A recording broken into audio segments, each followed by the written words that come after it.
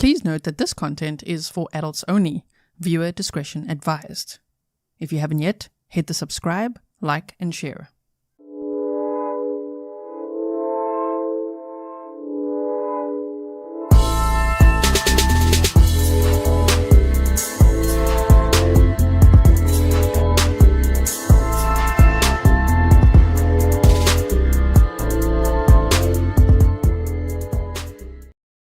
Hello everyone and welcome back to another live stream with me, Grizzly K. This is Grizzly True Crime.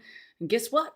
It's trial time, okay? As you know, I moved country recently, so there's a lot to do, lots of boxes to unpack and things like that. And while I was doing that yesterday, I was just listening to a little bit of the opening statements of this trial, and it really piqued my interest. So I'm sure it will also pique yours. I hope so. I hope that you'll stay to watch the trial here with us.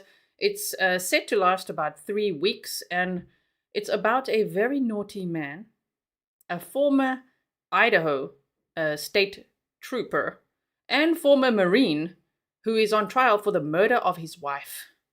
Oh my goodness. So he was very naughty already in his career and actually resigned in 2014.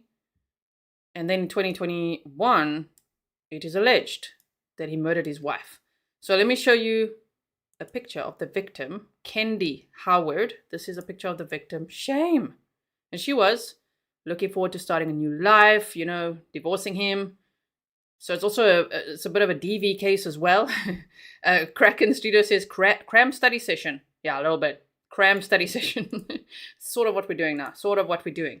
So yeah, I'm not an expert at this case. I just heard about it yesterday. And a couple of the Grizzlies sent it to me as well. And I'm like, whoa, this case is very interesting. So let's watch it together.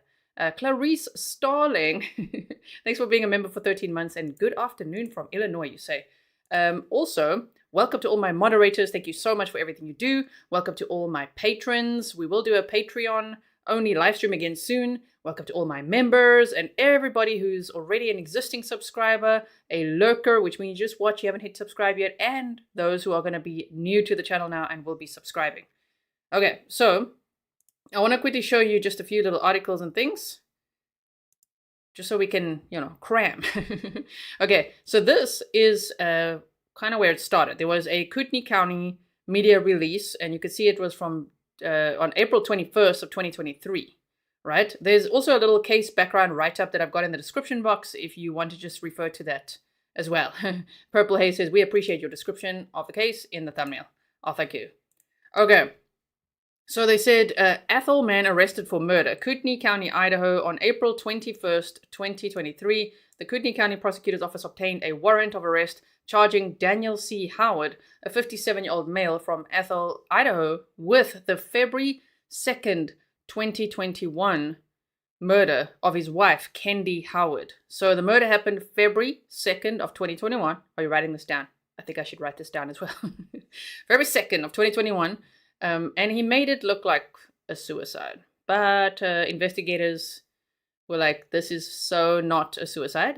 She was murdered. And then he actually turned himself in after there was a warrant for his arrest. I'm not sure why this little gray box pops up every now and then. Kelly Ann, you said, let's get into it. Yes, let's. And sorry, I missed one there. Grey Wolf Paranormal said, so proud to be a Grizzly. I'm so glad you are one too. Let me just quickly restore this chat over here and sort it out. So we've got that. Then I wanted to quickly read you this one. Hold on. Like this. Okay. So they say, Kootenai. At least I know how to say all these words now, especially from the Coburger, that Idaho case, right? Whew, that one, where the wheels of justice are turning slowly. Because Coeur d'Alene and Kootenai County and all that, you guys who are local already taught me how to say all that before. Okay, so let me sorry, I'm sorting out the chat here. Just hold on one second. Okay, we've got it. So they say Coeur d'Alene, a former Idaho State Police officer, shame on you, sir. Okay, sorry, has been charged with killing his wife. Daniel Charles Howard, 57, of Ethel, was arrested Friday night and charged with, so this was obviously published, you know, right after that media release in 2023, right? So they say, Daniel Charles Howard, 57, of Ethel, was arrested Friday night and charged with first-degree murder in connection with the 2021 death of his wife, 48-year-old Kendy Howard. Jail records indicate that Daniel Howard also faces a felony domestic battery charge. So that was, it sounded terrible from what I heard from the opening statements, like almost like attempted murder. So domestic violence, and she was very badly injured. We'll hear all about that. Just so you know as well, we are covering the trial a day behind now. We're starting a day late, so we will have the defluffed coverage that we are used to, meaning like we're going to skip over all the paper flapping and breaks and things like that. And hopefully we'll catch up this weekend, and then next week we could be live on the same day, but with our 2 or 3 hour delay. Okay, that's the plan. So they said Howard turned himself in Friday night after county prosecutors obtained a warrant for his arrest, according to the Kootenai County Sheriff's Office. The charges stem from the night of February 2nd, 2021, when Daniel Howard called authorities and reported that his wife shot herself. So he called 911 and he said that his wife shot herself.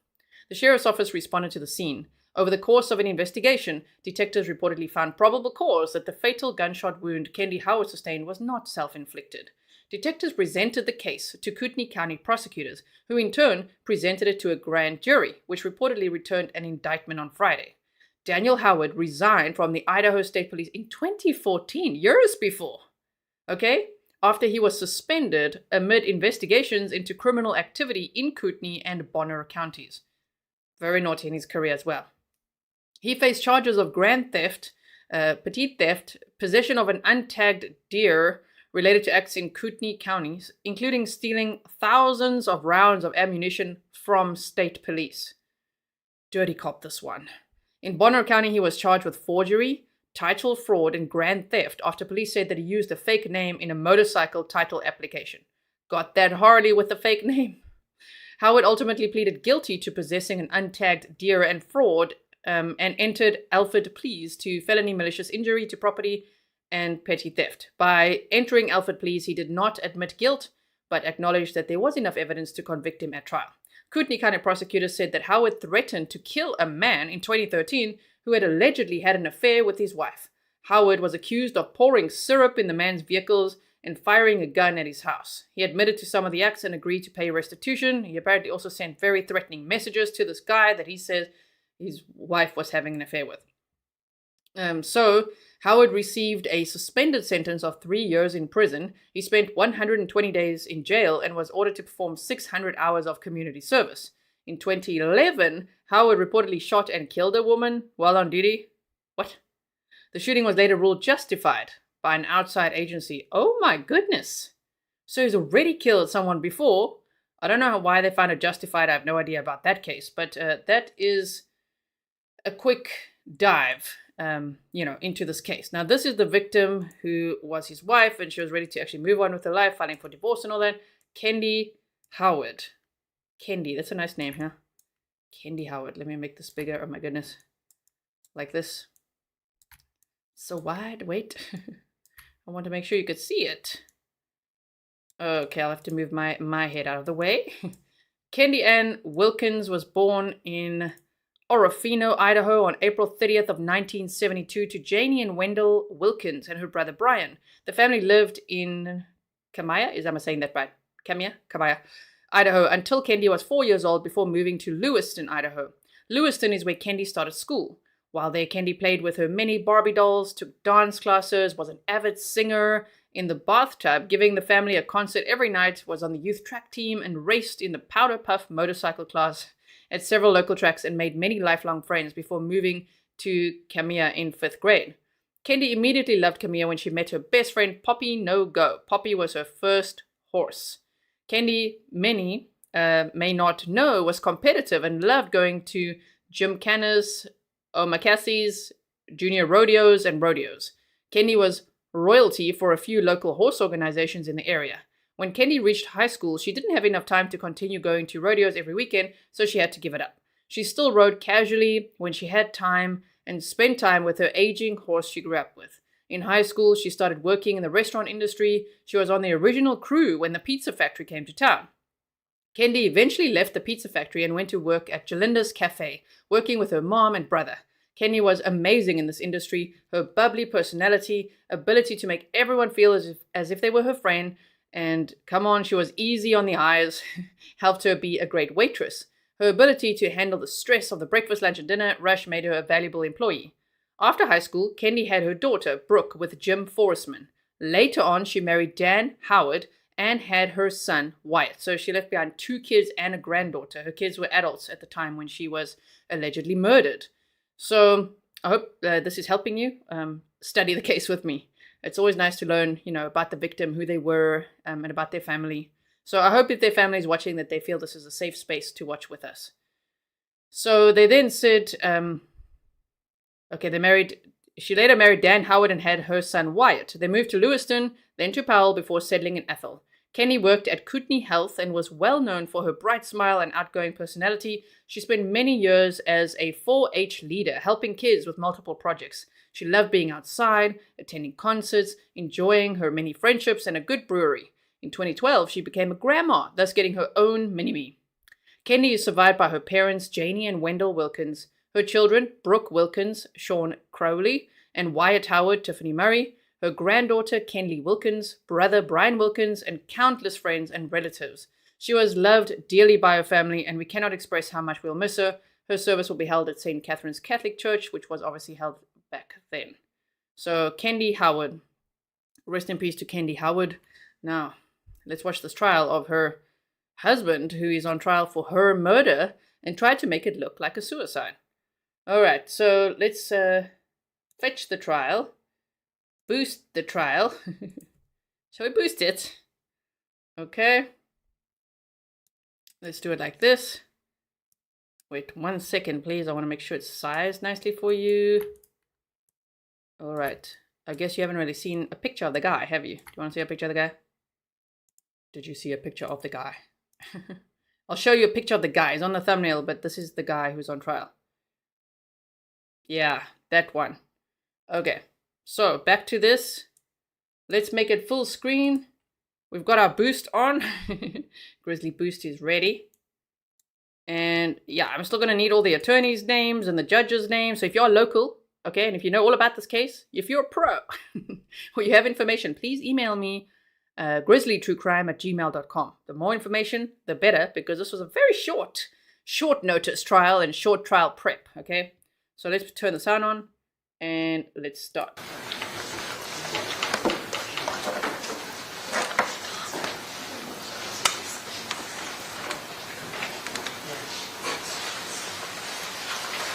There we go. Lots of paper flapping.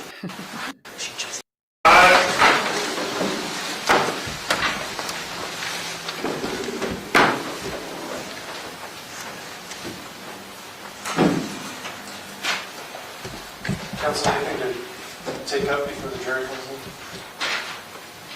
So just one quick clarifying matter. We do have the one large screen here in the courtroom. The state is going to be utilizing it to publish various aspects. We have a couple of different methods of publications. My understanding that your law clerk is also participating via Zoom. Just wanted you to be aware that she'll be able to see the courtroom, but she won't always be able to see what exhibit is being published. That's fine. Okay. No problem. Okay, any preliminary matter? No, you're right. All right, let's bring in the jury.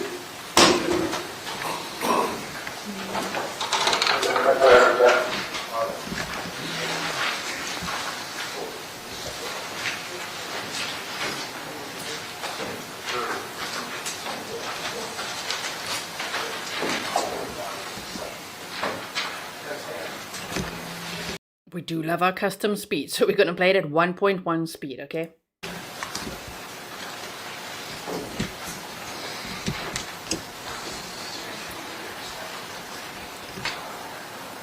Regina says, was there a history of PV? Apparently yes, because he's charged with domestic battery and murder. Mrs. Melissa says, our first coffer.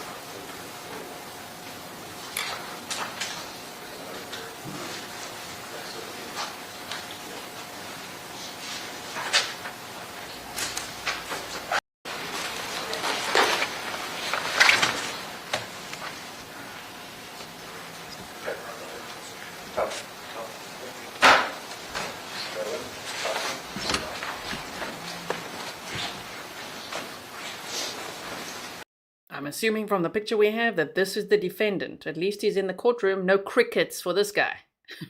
Right?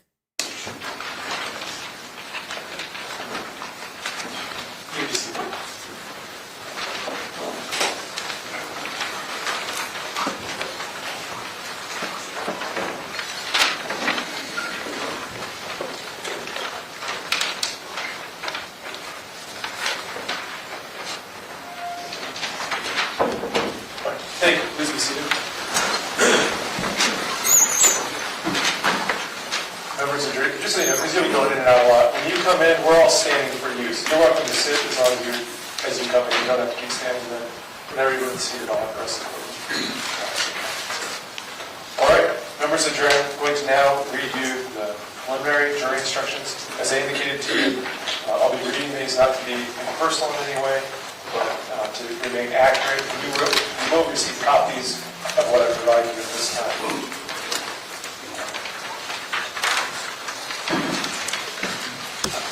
Instruction number 1. During the course of this trial, you are instructed that you are not to discuss this case among yourselves or with anyone else, including any use of email, text messaging, tweeting, blogging, electronic bulletin boards, or any other form of communication, electronic or otherwise.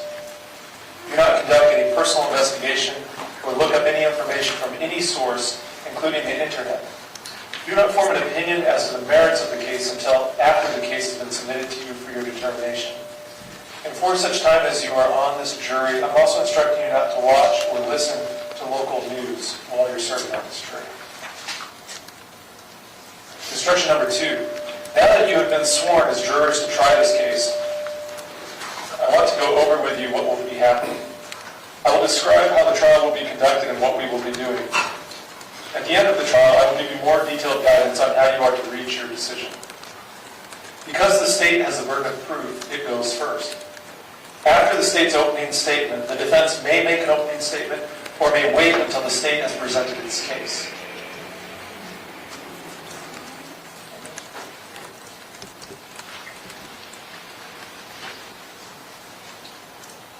The state will offer evidence that it says will support the charges against the defendant. The defense may then present evidence, but is not required to do so. If the defense does present evidence, the state may then present rebuttal evidence. This is evidence offered to answer the defense's evidence. After you have heard all the evidence, I will give you additional instructions on the law. After you have heard the instructions, the state and the defense will each be given time for closing arguments. In their closing arguments, they will summarize the evidence to help you understand how it relates to the law. Just as the opening statements are not evidence, neither are the closing arguments. After the closing arguments, you will leave the courtroom together to make your decision. During your deliberations, you will have with you my instructions, the exhibits admitted into evidence, and any notes taken by you in court. Instruction number 3. This criminal case has been brought by the state of Idaho. I will sometimes refer to the state as the prosecution. As I mentioned to you earlier, the state is represented at this trial by prosecuting attorneys Stanley Mortensen, Julia Schopstall, and Arthur Bernard. Jason Johnson represents the defendant, Daniel Howard. Yeah, you guys are saying the trial's a little bit twangy. It's got a little bit of interference there. Hopefully it gets better, right? Instruction number 4. Under our law and system of justice, the defendant is presumed to be innocent. The presumption of innocence means 2 things. First, the state has the burden of proving the defendant guilty. The state has that burden throughout the trial. The defendant is never required to prove his or her innocence, nor does the defendant ever have to produce any evidence at all. Second, the state must prove the alleged crimes beyond a reasonable doubt. A reasonable doubt is not a mere possible or imaginary doubt. It is a doubt based on reason and common sense. It may arise from a careful and impartial consideration of all the evidence or from lack of evidence. If, after considering all the evidence, you have a reasonable doubt about the defendant's guilt, you must find the defendant not guilty. Instruction number 5. Your duties are to determine the facts, to apply the law set forth in my instructions to those facts, and in this way to decide the case.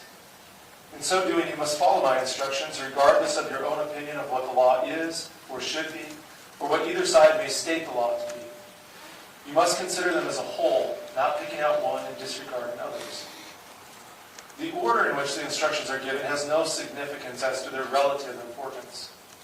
The law requires that your decision be made solely upon the evidence before you. Neither sympathy nor prejudice should influence you in your deliberations.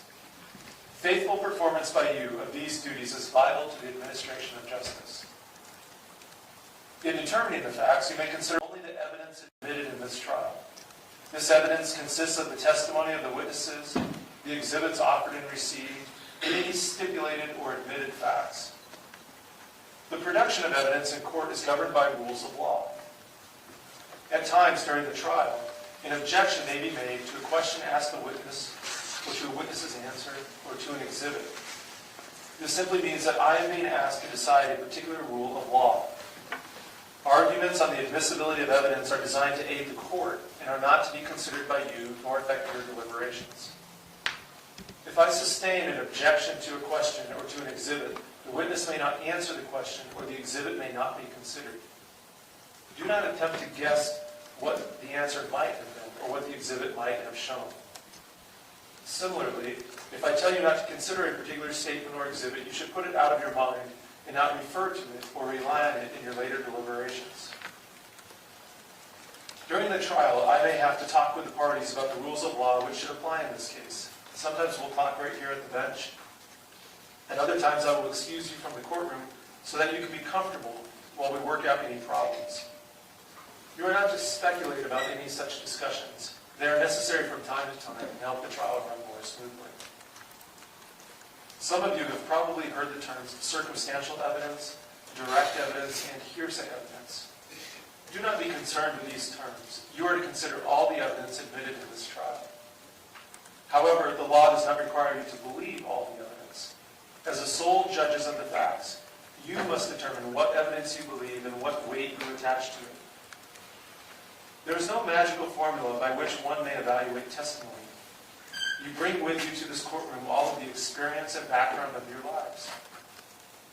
In your everyday affairs, you determine for yourselves whom you believe, what you believe, and how much weight you attach to what you are told. The same considerations that you use in your everyday dealings in making these decisions are the considerations which you should apply in your deliberations. In deciding what you believe, do not make your decision simply because more witnesses may have testified one way than the other. Your role is to think about the testimony of each witness you heard and decide how much you believe of what that witness had to say. A witness who has special knowledge in a particular matter may give an opinion on that matter. In determining the weight to be given such opinion, you should consider the qualifications and credibility of the witness and the reasons given for the opinion. You are not bound by such opinion. Give it the weight, if any, to which you deem it entitled. Instruction number 6. If during the trial I may say or do anything which suggests to you that I am inclined to favor the claims or position of any party, you will not permit yourself to be influenced by any such suggestion. I will not express, nor intend to express, nor will I intend to intimate any opinion. I can zoom past all of this. We can, teleport through this, but sometimes I find it quite interesting to hear all the jury instructions, So it's not too long.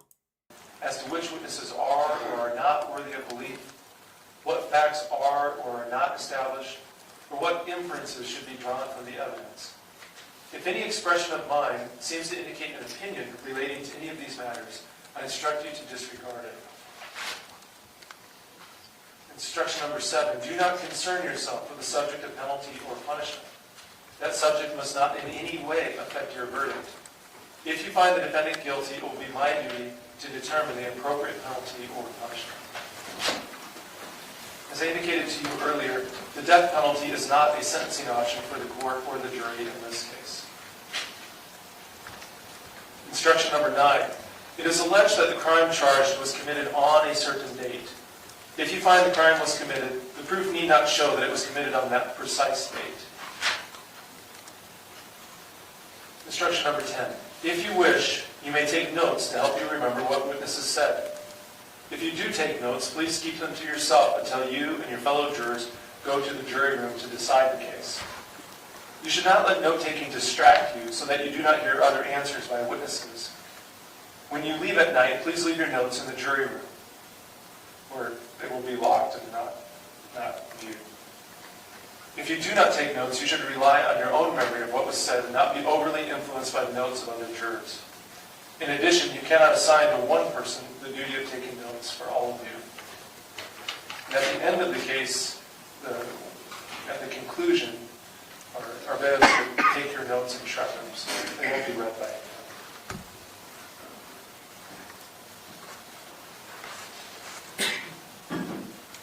I know you've heard this instruction many times, but let me sum it anyway. Instruction number 11. It is important that as jurors and officers of this court, you obey the following instructions at any time you leave the jury box, whether it be for recesses of the court during the day or when you leave the courtroom to go home at night. Do not discuss this case during the trial with anyone, including any of the attorneys, parties, witnesses, your friends, or members of your family. No discussion also Quick pause. Pernille says 2 questions are already answered. Notes? Yes. Death penalty? No. means no emailing, text messaging, tweeting, blogging, posting to electronic bulletin boards, and any other form of communication, electronic or otherwise. Do not discuss this case with other jurors until you begin your deliberations at the end of the trial. Do not attempt to decide the case until you begin your deliberations. I will give you some form of this instruction every time we take a break. I do that not to insult you or because I don't think you are paying attention, but because experience has shown this is one of the hardest instructions for jurors to follow. I know of no other situation in our culture where we ask strangers to sit together, watching and listening to something, then go into a little room together and not talk about the one thing they have in common, what they just watched together. But there are at least 2 reasons for this rule. The first is to help you keep an open mind. When you talk about things, you start to make decisions about them. And it is extremely important that you not make any decisions about this case until you have heard all of the evidence and all the rules for making your decisions. And you won't have that until the very end of the trial. The second reason for this rule is that we want all of you working together on this decision when you deliberate. If you have conversations in groups of 2 or 3 during the trial, you won't remember to repeat all of your thoughts and observations for the rest of your fellow jurors when you deliberate at the end of the trial. Ignore any attempted improper communication. If any person tries to talk to you about this case, tell that person that you cannot discuss the case because you are a juror. If that person persists, simply walk away and report the incident to the bailiff. Do not make any independent personal investigations into any facts or locations connected with this case. Do not look up any information from any source, including the internet. Do not communicate any private or special knowledge about any of the facts of this case to your fellow jurors. Do not read or listen to any news reports about this case or about anyone involved in this case, whether those reports are in newspapers or the internet or on radio or television. In our daily lives, we may be used to looking for information online and to Google something as a matter of routine.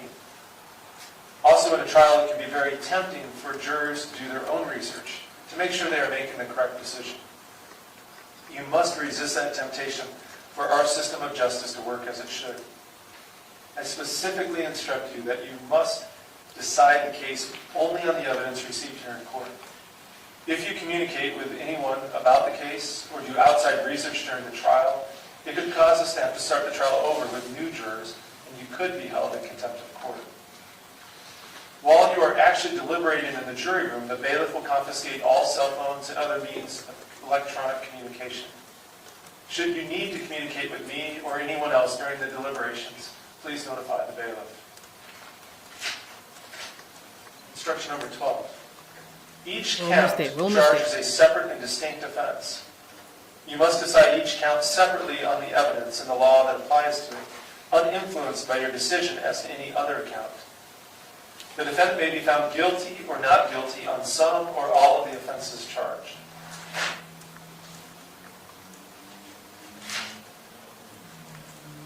They are going to go over it, but he is charged with domestic battery and murder. And the domestic battery was, I think, from 2020. And the murder took place on February 2nd of 2021. The clerk will now read the indictment and state the defendant's plea. Remember, the indictment is simply a description of the charge. It is not evidence. In the District Court of the First Judicial District of the State of Idaho, in and for the County of Kootenai, State of Idaho plaintiff, Daniel Charles Howard, defendant. Count 1, that the defendant, Daniel Charles Howard, on or about the 10th day of July, 2020, in Kootenai County, Idaho, did, in committing a battery, inflict a traumatic injury or injuries upon the person of Kendy Howard, to wit, redness to her ear and bruising to her chest and arm, and where Kendy Howard and the defendant were household members. Count So yes, this case does come with a trigger warning. In general, of course, it's true crime, but also for domestic violence. And while we're here, remember to please share the DV distress signal, okay? This is it. There was actually a case I saw the other day where they said I think it was a teenager, was actually mouthing to police, "Help me," which tells me that for a distress signal, many more people still need to learn that, because if she had learned that, maybe, I mean, the police did help her and they did save the day, whatever that case was that I read about the other day, but I'm like, but people still, not everyone knows about the distress signal. So it was created as a DV, domestic violence distress signal. If you see someone doing that, you got to call the police, okay?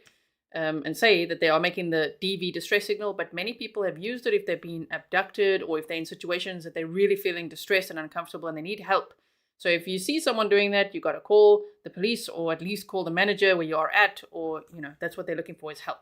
Okay, so they just said the indictment says from 10th of July of 2020, this defendant, Daniel Howard, he is now charged with battery from what sounds like inflicting terrible injuries on his wife, Kendy, who's the victim in this case.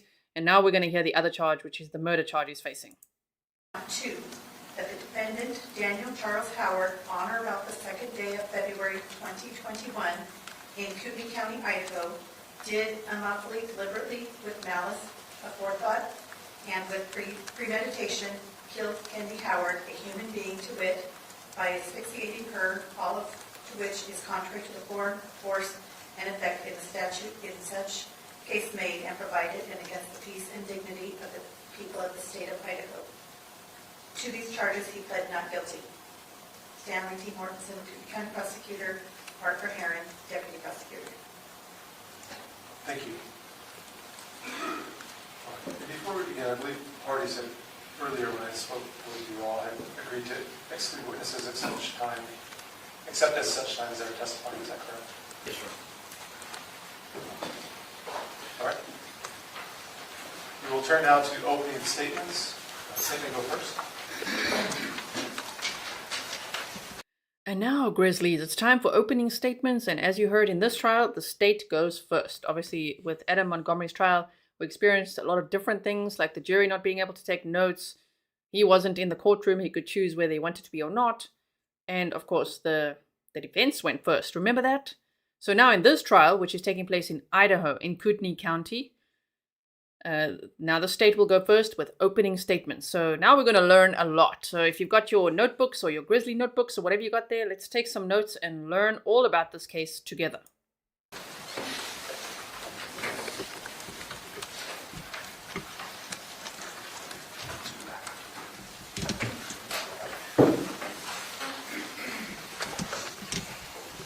Good afternoon, ladies and gentlemen. Normally I would move about, but I want to stay out of your way of the screen. Before I begin, I want to say that there are a lot of witnesses in this case, and my office is going to do its best to put them in chronological order. However, we've got about 50 or 60 witnesses, and some of them are coming from Seattle, some are coming from Pennsylvania, some are coming from Salt Lake, and they have some schedules we'd like to keep in mind. And so the order of the witnesses may be out of order. But we're going to ask you to look at the evidence in its totality. It's almost going to be somewhat like a Quentin Tarantino movie. Anyway, the last thing I want to say before I begin is that what I'm going to tell you is not evidence. I'm going to tell you how I believe the evidence is going to come in and what the evidence will show. So with that, I want to introduce you to Kendy Howard. Kendy was a mother of 2 adult children. Kendy was a grandmother. Kendy worked for Kootenai Health for nearly 20 years. Kendy loved bubble baths. She loved life and had future plans. This is Kendy Howard's family. She was the daughter of Wendell and Janie Wilkins. Kendy had a brother, Brian. Kendy had a daughter, Brooke. When Brooke was 1 year old, she met and married Dan Howard. And together they had one son, Wyatt. Now, ladies and gentlemen, I'm going to introduce to you the state's motto. When you have eliminated the impossible, whatever remains, however improbable, must be the truth. Sir Arthur Doyle wrote this. He created a character we all know and love, Sherlock Holmes. Over 100 years ago, Sherlock Holmes, perhaps the most famous detective of all time, spoke these words. These are the words I want you to remember throughout this trial. You've heard this before. It's just called something else. You call it process of elimination or just simple logic. Ladies and gentlemen, Dan Howard is an ex-Marine. I mentioned to you earlier he had a law enforcement career. He started that career in California. And it was in California where he first trained with what is called the carotid restraint technique. And you're going to hear about that technique. It is different than a chokehold. Chokehold is when you cut somebody's oxygen off. Carotid restraint is when you cut their blood flow off. And when you cut somebody's blood flow off, they pass out. But when you apply that technique too long, they die. Dan Howard moved to Idaho, became a deputy sheriff in Idaho County, and then in 1994 he became an Idaho State Trooper. And he stayed there for 20 years and he received a lot of training and experience, to include SWAT. He was a firearms instructor. He was a defensive tactics instructor. He had the training, knowledge, and experience to be able to process crime scenes and collect evidence. I'm talking about DNA, I'm talking about fingerprints, I'm talking about ballistics.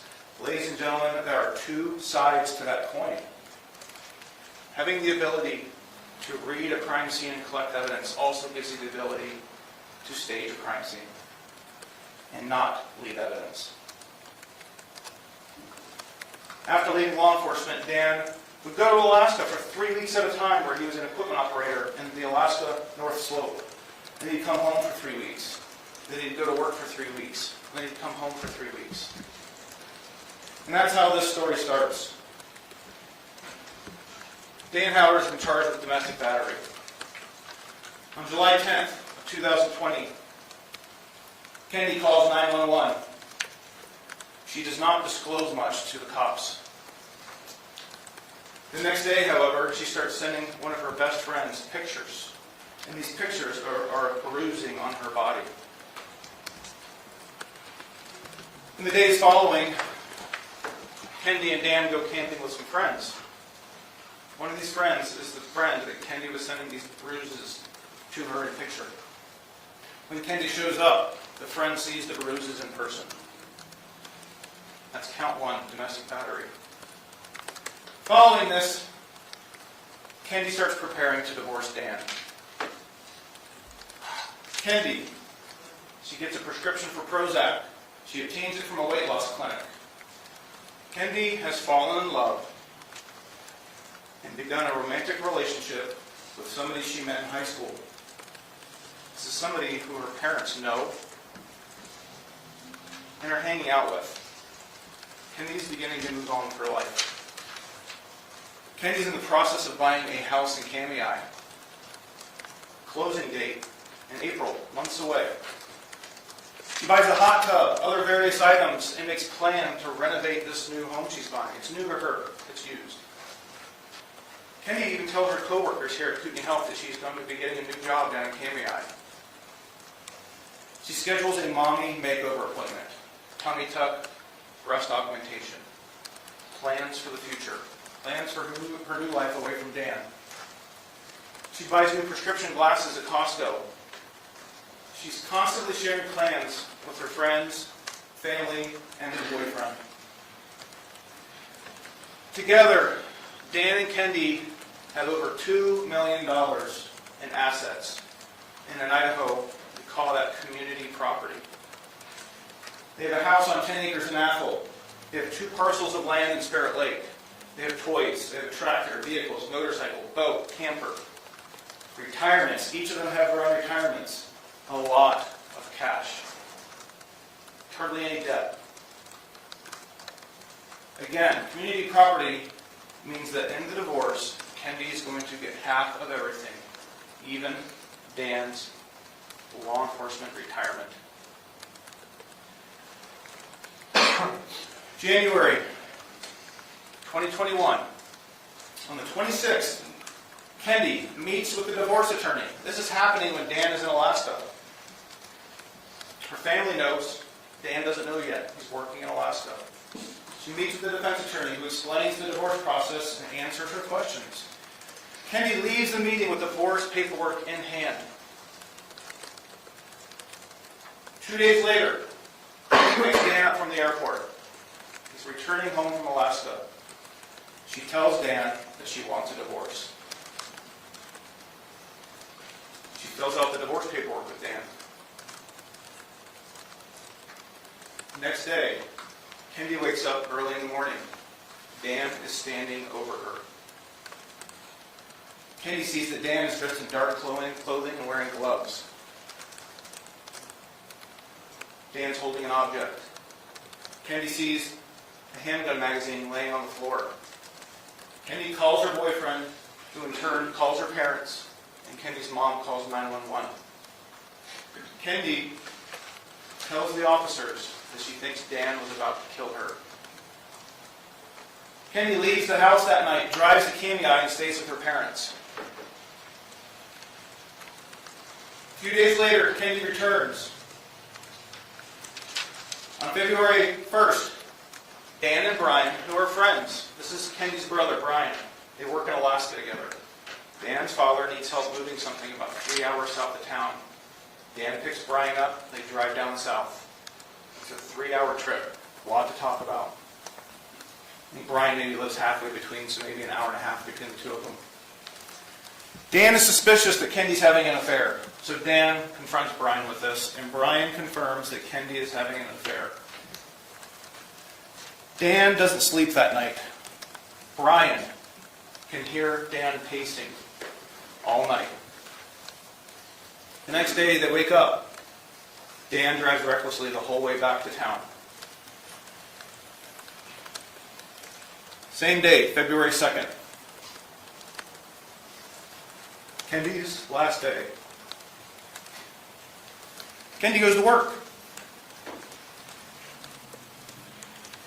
Kendy hears that her new home has passed inspection. Kendy gets her nails done. This is somebody who isn't suicidal. Kendy goes to McDonald's on her way home to Athol, gets dinner. Later that night, Dan calls 911. Tells law enforcement that Kendy shot herself. Deputies arrive. Detectives arrive. Red flags are going up. Some very experienced deputies and detectives are starting to become suspicious of what they see. They find Kendy naked in a bathtub. Even brand new, inexperienced deputies are starting to notice that things are not adding up. Crime scene. Dan says Kendy shot herself. Gunshot wound to the mouth is found. No witnesses. Dan's the only one in the house. Officers notice some things. Again, Kendy's naked in the bathtub. Water was still warm. There's bubbles in it. Dan appears to be crying. There's no tears. None of Kendy's clothes are found in the bathroom. There's glass on the bedroom floor. There's a lot less blood in the bathroom than the deputies would expect after somebody's been shot in the mouth.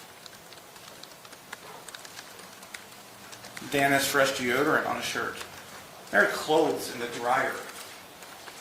Wood-burning stove is cooking.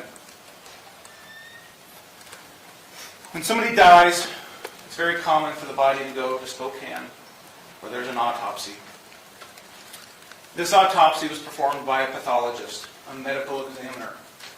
This medical examiner had a long career and done hundreds of autopsies he was about to retire. This is Dr. Howard, no relation to Dan. Dr. Howard has short-timer's disease. He's shown up to work, he's performing autopsies, but his colleagues are noticing he's kind of checked out. The autopsy fails to recognize some important things that the detectives are picking up on. Kendy has bruising on her body that got there before she died. Medical experts can determine.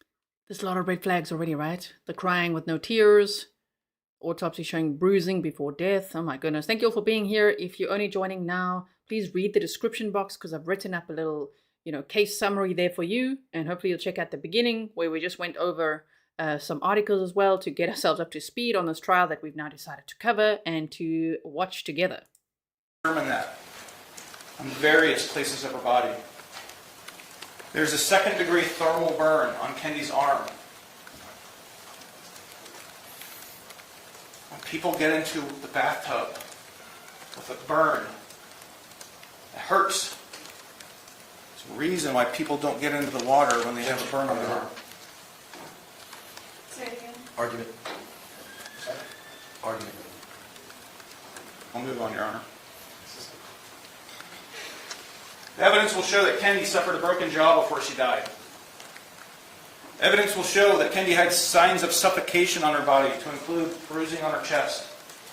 Evidence will show that there was a lack of blood at the crime scene. Ladies and gentlemen, there's a timeline here. February 2nd, the day of Kendy's death. February 3rd is the autopsy. Almost 5.5 months later, we get a coroner's report. After an autopsy, the autopsy then goes back to Kootenai County, and our Kootenai County coroner reviews the death, all the evidence. And when a coroner gets all this evidence, they have to fit the death into one of 5 categories. Was this death natural causes? Cancer. Was this death an accident? Were they hiking and they slipped off the cliff and they fell to their death? Was this a suicide? Was this a homicide? When the coroner can't pick one of those 4, they pick undetermined. And that is exactly what happened in this case. The sheriff's office considered that another red flag. After receiving the coroner's report, a 2-year investigation was conducted into Kendy's death.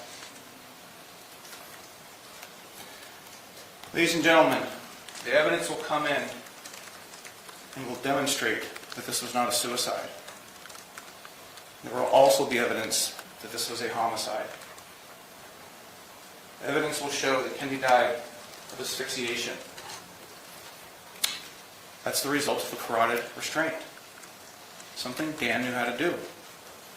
Evidence will show that Kendy was shot in her mouth, but that happened after she was already dead. This explains the lack of the blood at the crime scene.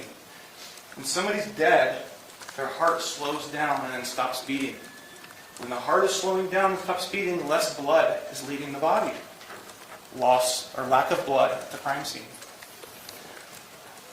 The evidence will show that this scene was staged to look like a suicide.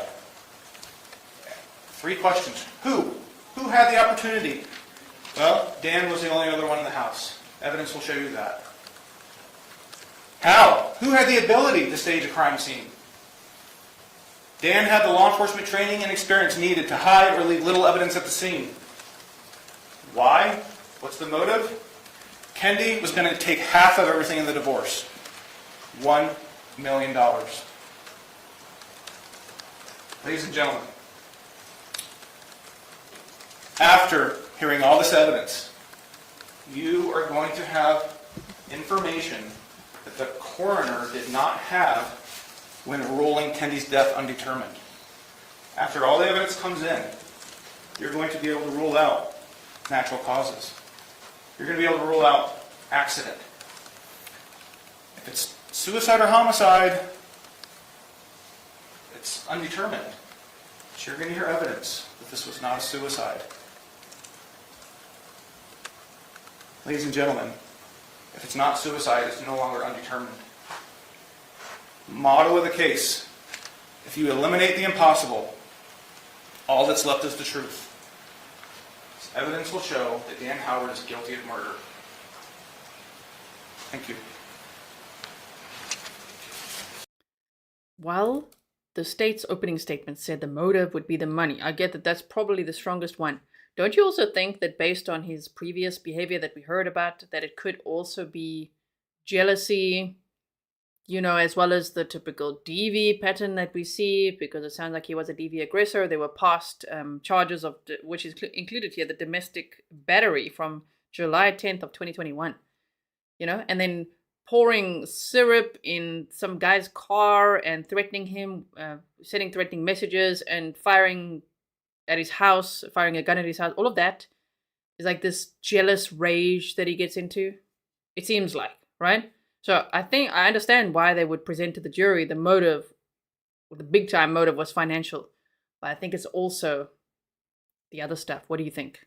Timely manner says life insurance? Maybe. Thank you all for being here. Let's hear what the defense has to say. We are a day behind in our trial coverage because I only decided to do this today. I was just watching this yesterday and I'm like, oh my word. And a few of you sent it to me, so thank you so much for that. Let's watch this trial together. At least we can defluff because we're a day late. Thank you, Mr. Martinson. Mr. Johnson, your opening.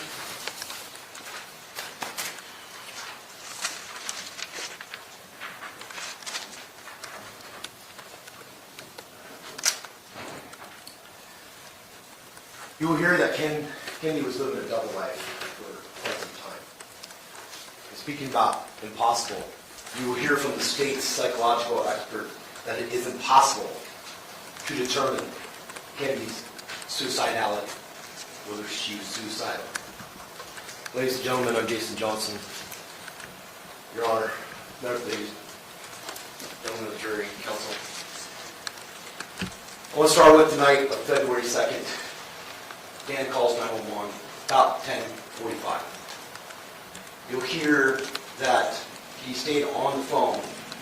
His demeanor on that 911 call, weeping, particularly when the dispatcher or the 911 operator mistakes that he was calling about his son about 2-3 minutes into the call instead of his wife. She asks him, "How old is your son?"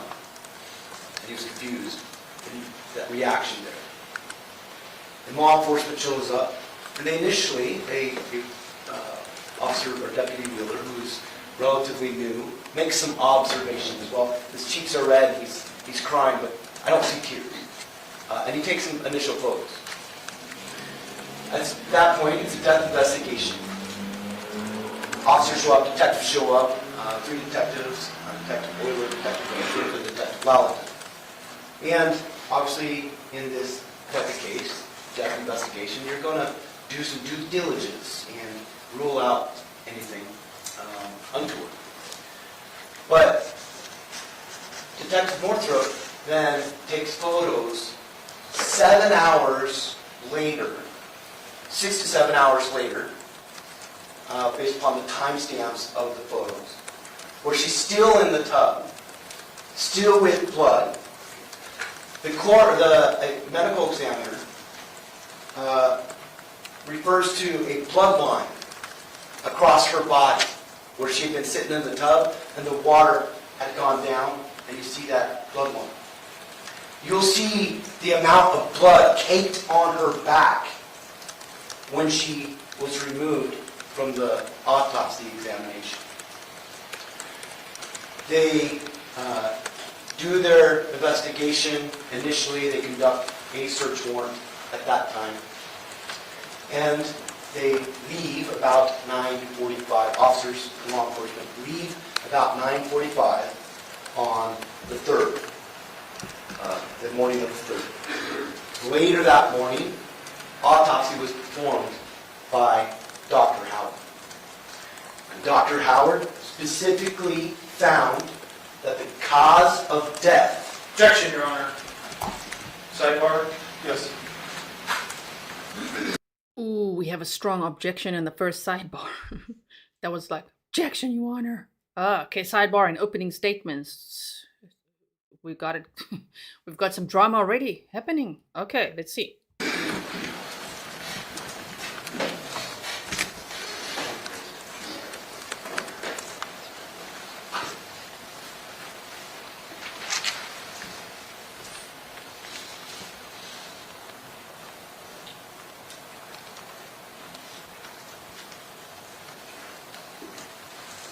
just speed it up and see.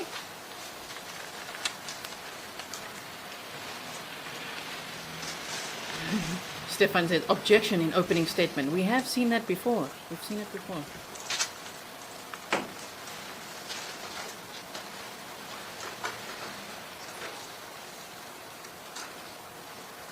If anyone knows the judge's name and all these attorneys' names, please send it to me. I'd love to know. This is now the defense, Mr. Johnson. I didn't catch his first name there either. Mr. Johnson. We're now watching at 1.5 speed to catch. Let's see how long this sidebar is. Quite some time. Ooh.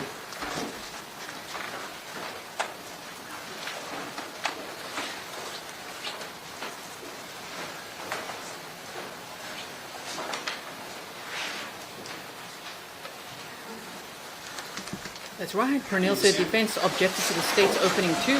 Good.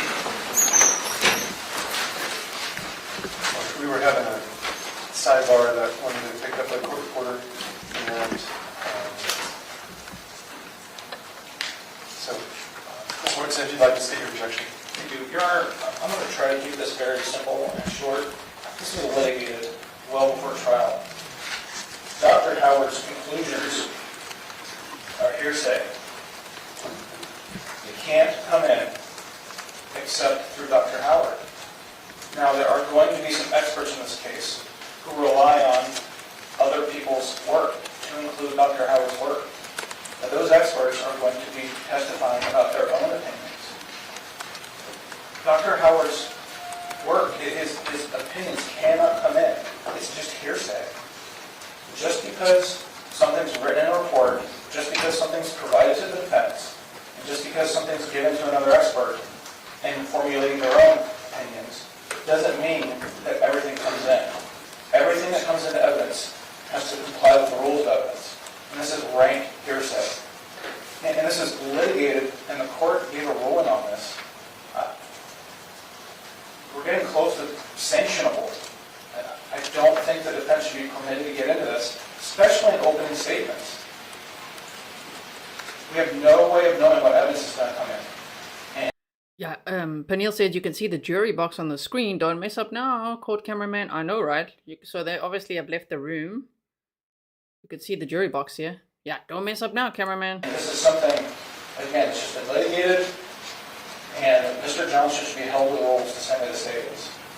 Thank you, Your Honor. Thank you. Mr. Johnson? Thank you, Your Honor. Your Honor, it's, as mentioned, it's very clear from both our experts and the state's experts that every single expert has reviewed the autopsy report and has made a conclusion on whether or not they agree or disagree with the cause of death. For instance, Dr. Desmond, defense expert, has reviewed everything, done the biomechanical engineering, all that.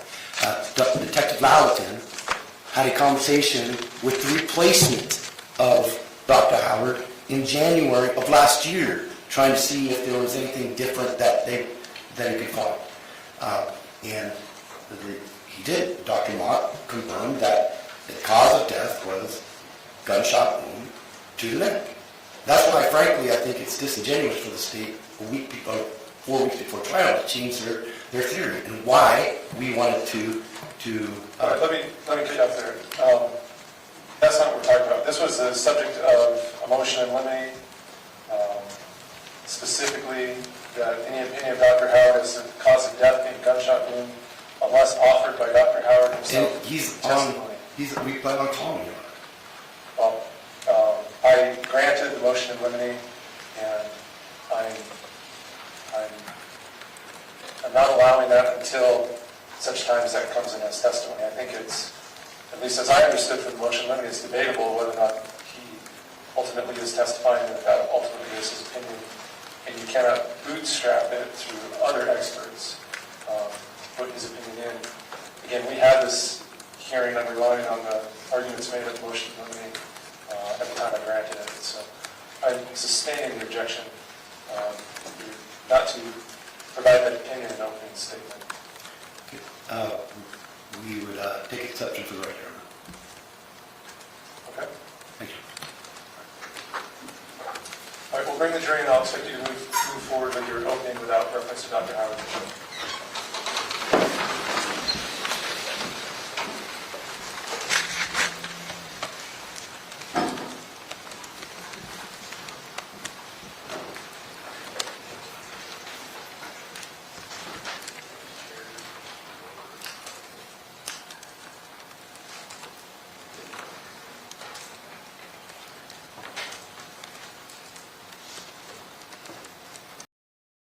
Okay, so I think the jury's going to be coming back in. Let's hope the camera person doesn't show that. If there was anything shown, I'll do my best to trim it out or blur it out or whatever it is. I didn't see. Also, Cheryl Macumba says, Grizzly, I sent you an early birthday gift via PayPal. Enjoy. Thank you so much. I really appreciate it. You guys are so sweet. Grizzly's sending me PayPals for my birthday. My birthday is this weekend. We might actually be busy with this trial, and I've still got lots to do to organize around here. So I'm not sure if I'll be celebrating this weekend, but I will soon, okay?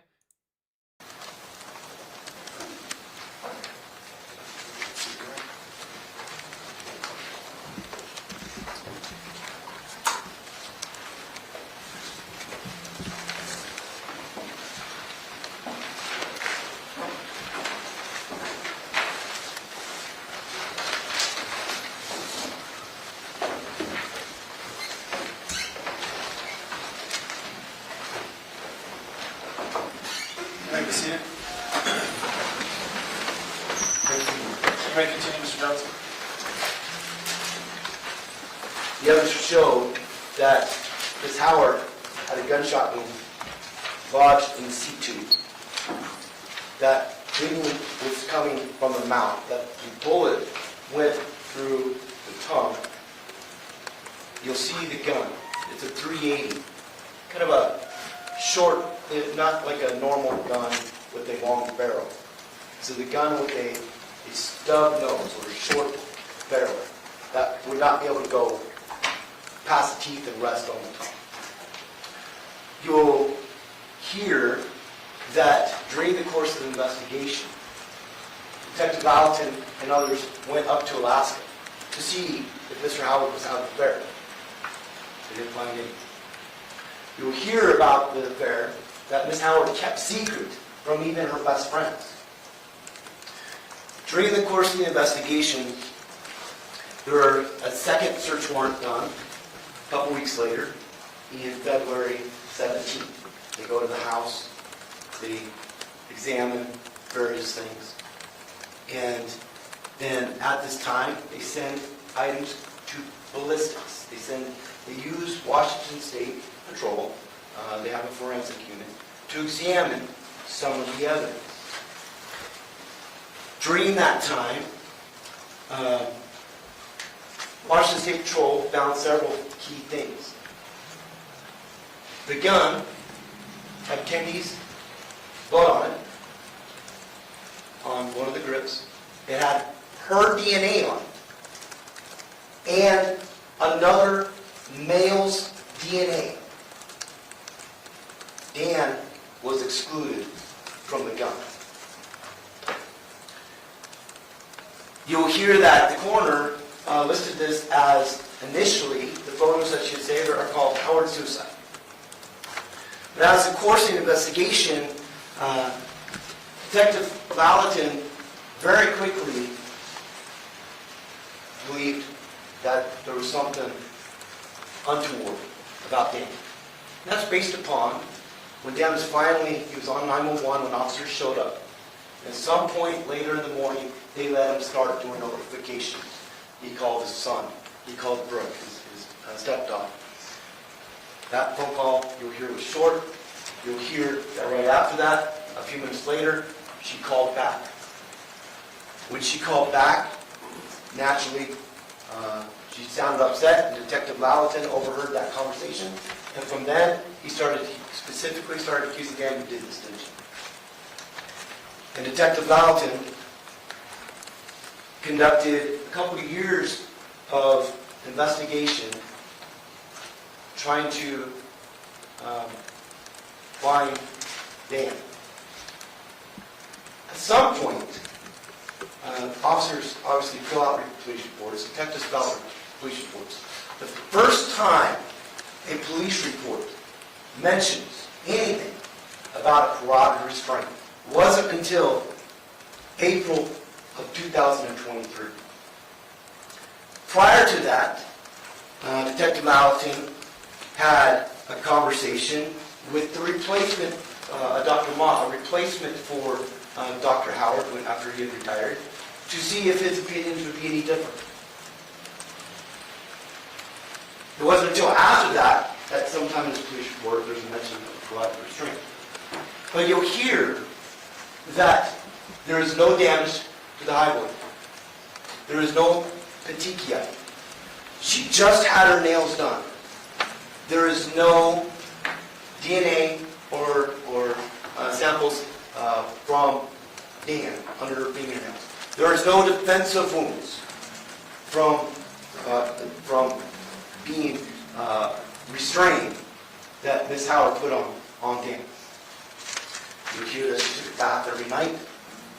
You also hear that night she had an iPhone, and it, like a lot of iPhones, it keeps track of your steps. You'll see that she went up before to her nightly routine, took a bath.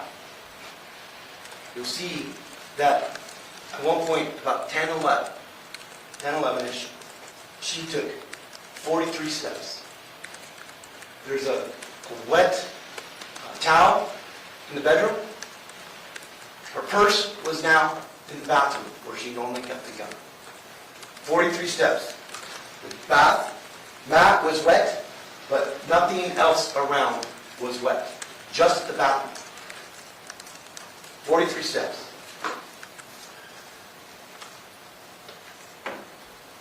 You'll hear that from one of the defense experts, that Dr. Desmond, that when he examined the evidence and the scene, that it is consistent. The body position, the mechanics, the gun placement is consistent with suicide. We talked about Philip Painter, Dr. Hainer. You'll hear about some of the things that would lead to suicide. Dr. Hainer will testify that a person who's trying to break off from alcohol is susceptible to suicide. You'll hear that she is not content with her body. She is struggling with whether she wants to leave Dan even after everything went down. In fact, what you will hear is that her brother and her got in a huge fight. The last text that Miss Howard sent was to her friend Tana about how her brother had blocked her because they got in a fight, brother. So during all this investigation, members of the state investigators, Ms. Marhofer, was going through the phones. While going through the phones, she came across a photo from about 7 months prior, from July of 2020. This photo has a large bruise that kind of trails up to the center. Also, she has bruising on her arm and some red. She had sent her paramour, her secret lover, Mr. Prado, and her friend Michelle messages around that time. And she never specifically says, Dan did it. But you'll hear that 2 other people were present. Neighbors who saw her when they were there, their neighbors, and they were loading up the boat to go to Dorshak. Dan and Kendy were loading up the boat. And she had slipped on the step that leads to the front of the boat where the trolling motor is. On the 10th of July, law enforcement was called. And you may hear that call, and you can make your observations about that call. But she's calling and is hysterical. I think Dan committed suicide. I heard a gunshot. Here, it is very common for Dan to fire guns, and he's a large parcel in Apple to fire guns. And so, I don't know if we'll have an answer why that would surprise me. But law enforcement shows up, and she specifically denies any physical abuse. They are in Dorshak, and you'll see pictures of them at Dorshak. Loving, in a bathing suit, bruise shown. But that is the basis of the battery charge. During this time, Dan, for several years, has been working in construction. First in North Dakota, then in Alaska. He's working in the oil fields. 3 weeks on, 2 3 weeks off. Dan and Kendy were on the wrongs. He came back 2 days late. He worked an extra 2 days. When they came back, they talked about divorce. They had stopped at Curly's. They then went home. And later that night, 911 gets a call. Now, she was on the phone with her lover, who then got in touch with her parents. You'll hear that the differences between those two, between July, when she called 911, to where she was on the phone with someone else to have someone else call. Law enforcement shows up. Again, it's not in dark clothing. He's in like these tan greenish khakis and a sweatshirt. Coincidentally, the same clothes that were in the washer a few nights later. Officers stay there. She packs a bag, a Victoria's Secret travel bag, and leaves. She comes back the next day, brings beer and pizza. She spends the next 2 days, and they're filling out divorce paperwork. Ms. Howard is messaging her friends, saying he's being amicable, or we're dividing everything up.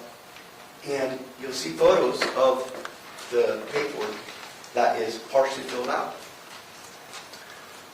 Dan goes down with Brian on the first, and then on the second, they came back, and when they had a conversation, what's now on the paperwork is the new house. The house that was purchased is now on it. That was something that you'll hear about. Quick pause. Welcome to everyone. If you're only joining now, we only just started covering this today, so I don't actually have a trial prep video as I usually do. This case I only heard about myself yesterday, and I was just watching a little bit of the opening statements and thought, my goodness, this sounds interesting, so let's watch it together.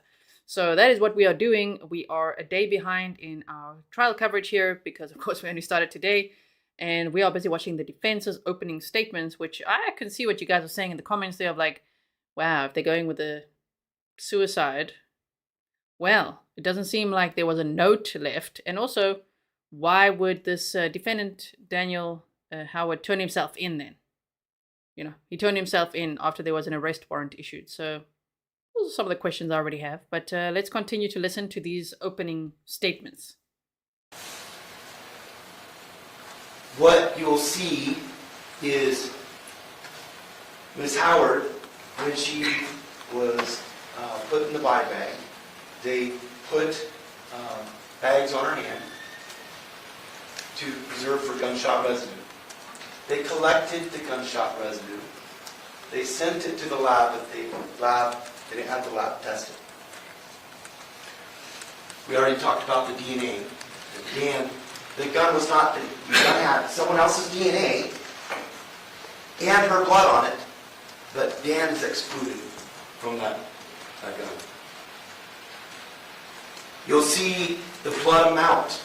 You'll hear that after a person is dead, the volume of blood will depend on a few variables, but generally the blood will pump for, you'll hear around maybe a half second or a little more, depending on the cause and manner of death. But the heart stops pumping. Also, the position of the body, you'll hear that. Person's lying down, person's sitting up, person's slumped. Where the injury is it below the heart, is it above the heart? Here, you'll see the blood. The injury was to intraoral. And you'll hear from both, all the other that most intraoral gunshot wounds are suicide. But the odd part is most intraoral gunshot wounds have an upward trajectory. Now, this one, everyone agrees, is an even or slightly downward trajectory. But again, this is a different gun. And you'll hear from Dr. Desmond that one of the scenarios is that she held it with her thumb on the trigger, which would lower that angle of the gun. She also, you'll hear, has bruising on this hand from the impact of the gun. You'll see that her hand position and the gun position is consistent with suicide. When you see all the evidence, and we've concluded this case, the evidence is not impossible and has not been eliminated, and therefore we'll be asking you to find the defendant not guilty. Thank you, Mr. Johnson. Not the strongest defense I've ever heard, huh? How about you? You know, I know the defense attorneys are just doing their jobs. We know this. It's just, that was a little weak, in my opinion. What do you think? Like, I don't know. If I was on the jury, I'd be like, what? Okay, so let's continue to watch. State the calls for witness. Before that happens, Your Honor, can we excuse the jury for just 5 minutes? Put something on the record. Okay. All right. We'll send you back out again. Just a few minutes. Mind not to discuss the case among yourselves.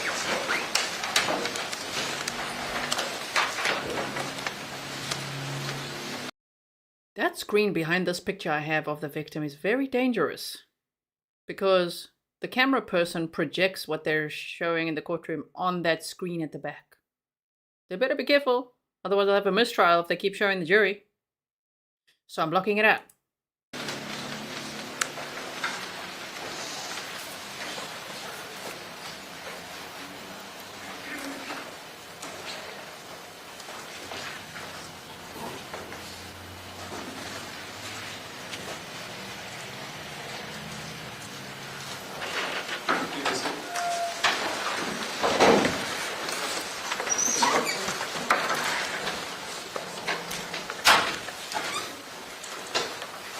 Your Honor, I'm growing concerned. I didn't object, but during opening statements, the defense alluded to this phone call and the belief that Mr. Howard may have shot himself, committed suicide. I do believe that's the topic of some pretrial litigation, and I believe there was a ruling on that. And the reason why I'm growing concerned is because twice now, during opening statements, the defense has disregarded court rulings. And this puts the state at a severe disadvantage. If I were doing that, this would be prosecutorial misconduct. But yet, this attitude that, well, I'm the defense attorney, I can get away with it, what's going to happen? It's going to be a mistrial, and we'll have to do this some other day. That attitude cannot be tolerated. The state has no remedy here except to ask for sanctions or to file a bar complaint. The court could file a bar complaint. I'm asking the court to admonish the defense to adhere to prior court rulings. The state is entitled to a fair trial just as much as Mr. Howard. And so I would ask the court to address that before we get into evidence. And this can't wait until whether or not the defense puts on a case in chief. The defense gets to ask leading questions on cross-examination. If Mr. Johnson is going to build hearsay and inadmissible evidence into his questioning of state's witnesses, the jury's going to hear that before I get to object. And again, Your Honor, if this is going to be the attitude moving forward, or Mr. Johnson's tactics, the state is at a severe disadvantage. So I would just ask the court to please revisit with the defense prior court rulings and admonish them to follow those orders. Thank you. Mr. Johnson. Well, I guess first I'd like to be... He was already ready to jump up and defend himself. Defense attorney's like, listen. Okay, so the jury is not in the courtroom right now, as you can see on the screen at the back here, which they really have to stop showing. Stop broadcasting that. One would hope that they don't do that throughout the trial. Anyway, I'll be monitoring hypervigilance as always. So now let's see what the defense says about what the state just said. a little more specific of what he's referring to, because if he's referring to Detective Lallatin having a conversation during the course of investigation, I did not refer to what Dr. Mott said, number one. I referred to a conversation that the Detective Lallatin had. That's within the scope. There's not been a pre-trial motion on that. I don't think Dr. Mott himself has come up with a pre-trial motion. We did not give an opinion or refer to an opinion of Dr. Mott. I referred to Detective Lallatin's actions. He called or had a conversation with Dr. Mott regarding whether he disagreed with the autopsy. That's not subject to pre-trial ruling. That's fair game and cross. That's an appropriate question. And if the answer is different than what I presented, then I look bad. If he did have that conversation, but we know he did because we had the police report.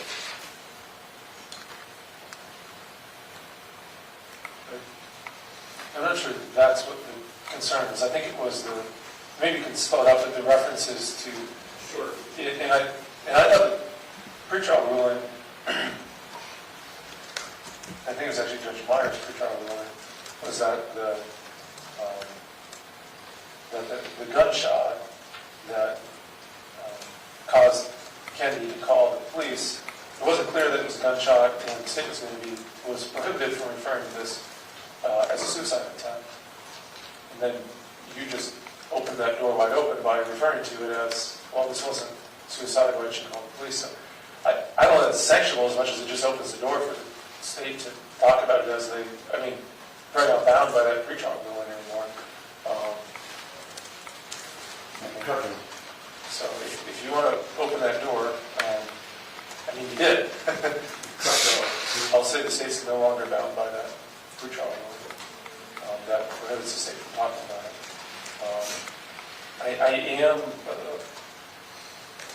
I'm a little concerned, maybe not to the same level of the state's argument, but that we had extensive pretrial motion practice and rulings. A lot of those were oral rulings, just given the amount of time and trying to get them done, but I at least reduced them to writing in terms of like granted, denied, etc., so everyone would be able to refer back to it. And so I do expect the parties to follow that and abide by the court's rulings on those things. Ms. Warren, am I correct that that's what you were referring to? Yes, Your Honor. There was 12 B motions, and there was a written order from the court, and it was specifically regarding suicide attempt that mentioned on that phone call.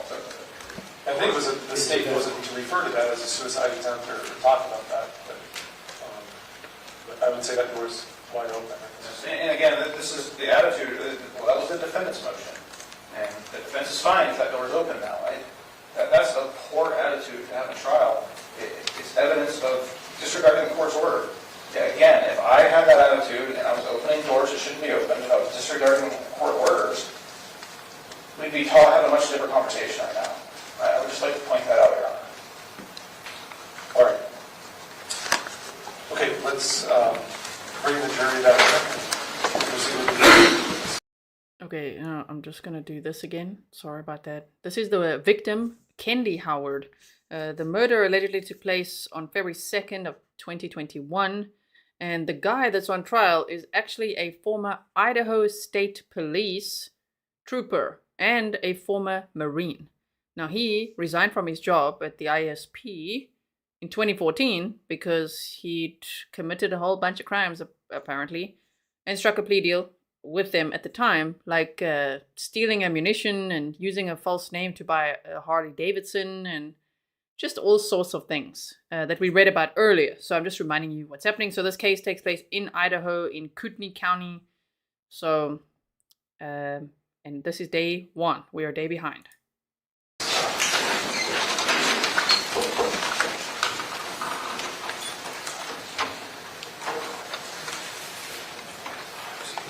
And the victim was 48 years old when she died.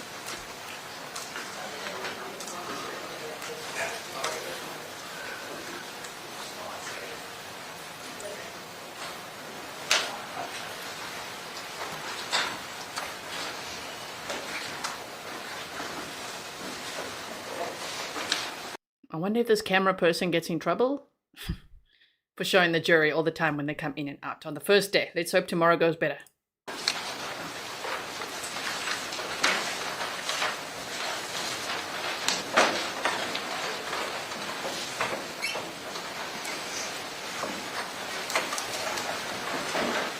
You may be seated, thank you. Second call's first witness. It's Kenny Lallatin. Thank you. Board, sir, please step forward and please raise my code and raise your right hand for this morning. Do you solemnly swear that the testimony you're about to give in this case shall be the truth, the whole truth, and nothing but the truth? So help you God. Yes, I do.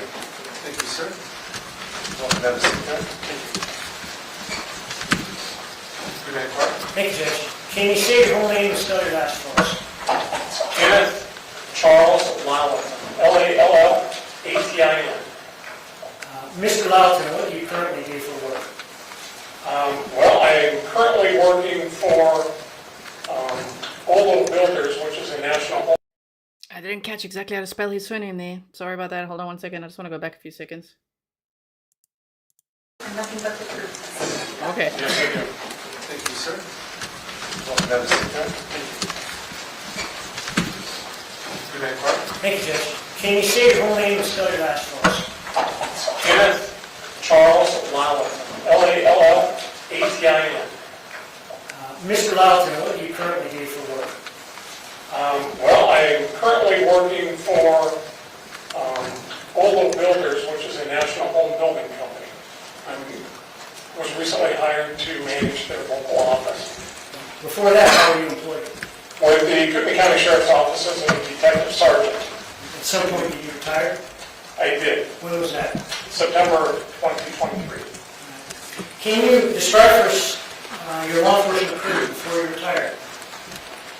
Well, for the last approximately 18 years, I've worked in the detective division as a detective sergeant, investigating and supervising major crimes and crimes against persons, to include investigating death scenes, suicides, homicides, suspicious deaths, crimes against children, sexual assaults against adults, and I was also a member of the unit that investigated officer-involved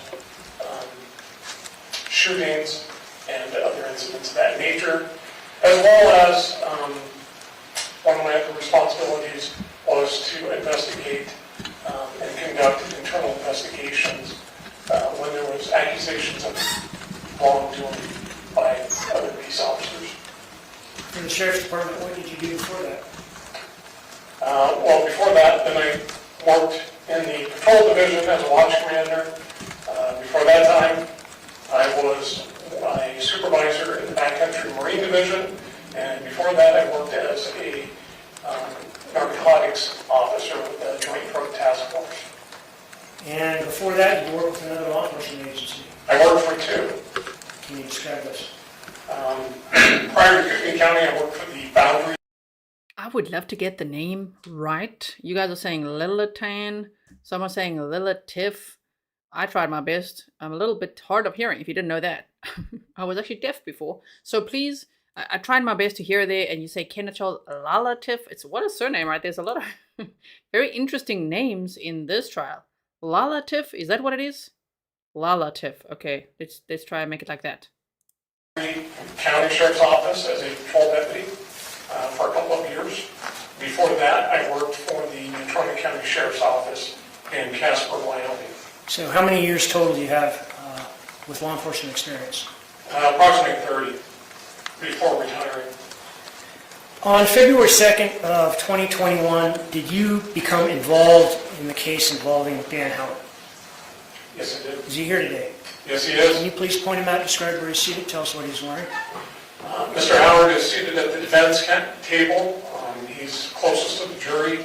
Gray jacket, light colored, possibly pink shirt. Was this your case to begin with? No, it was not. Whose case was it? It was Detective Sergeant Darrell Wheeler. Ultimately, did it become your case? Yes, Why is that? because Sergeant Wheeler retired from the sheriff's office. Nonetheless, were you active in the investigation even though it wasn't yours to begin with? Yes, it was. When you arrived at the Howard's residence, about what time was it? I believe Sergeant Euler and I arrived at the residence about 1/4 till midnight, 15 to 20 minutes before midnight. Were you called out from home, I was, and was he as well? yes. When you got to the Howard's residence, was there other Kootenai County Sheriff's Department people there already? Yes. Describe that. Detective Jerry Northrup was parked outside the residence on the road awaiting our arrival. And at the residence and inside was Sergeant Sippert, who was a patrol watch commander, and approximately 5 other patrol deputies. Are you familiar with the Howard residence? Yes, I am. Can you tell us what the address is? 30267 North Wheatridge Road, Athol, Idaho, Kootenai County. Have you been there before? I am. Are you familiar with the layout of the home Yes, I am. and the grounds surrounding it? Yes. Let me show you some exhibits. They've been marked as 1, 2A, and 2B. I'll hand them to defense counsel first of all. Ask you if you recognize 1A and 1.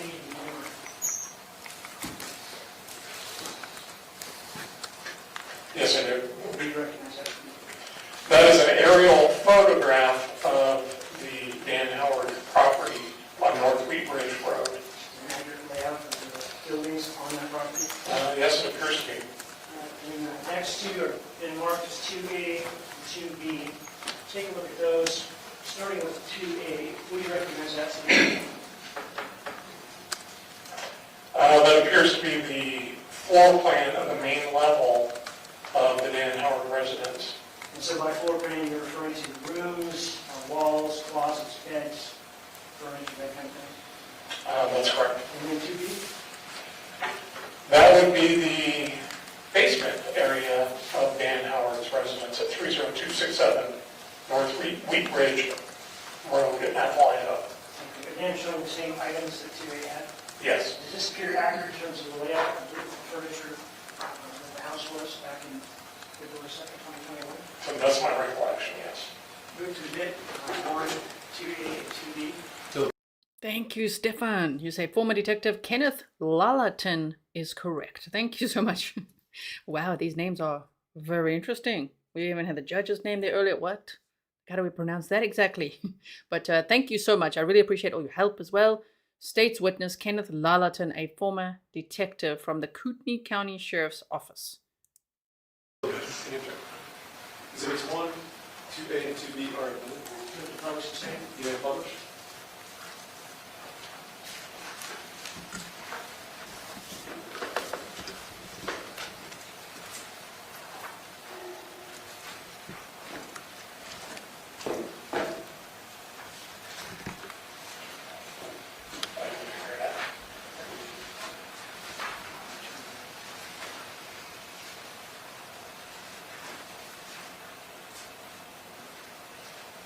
Okay, let's see what they're going to show now.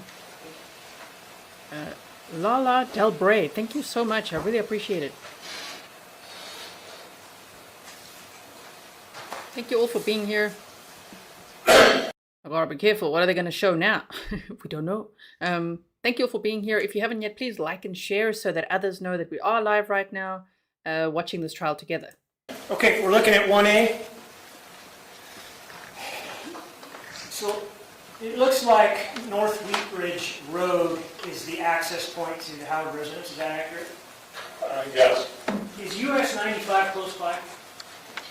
It's several miles to the east of this location. Okay. And looking down here, describe what we're viewing. Do you want me to use this? Yeah, if you don't mind. You can show me how to get it to work. Oh, there we go. So what we see here is down below, which is not in view of this particular photograph, is Highway 54 that runs east and west between Athol and Spirit Lake, Idaho. This right here is North Wheatridge Road, which runs north and south. And this is the property line of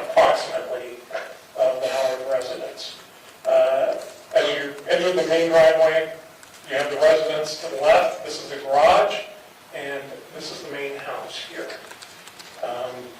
There's also a shop located right here, and there are several outbuildings just directly to the west, or I guess northwest of the residence.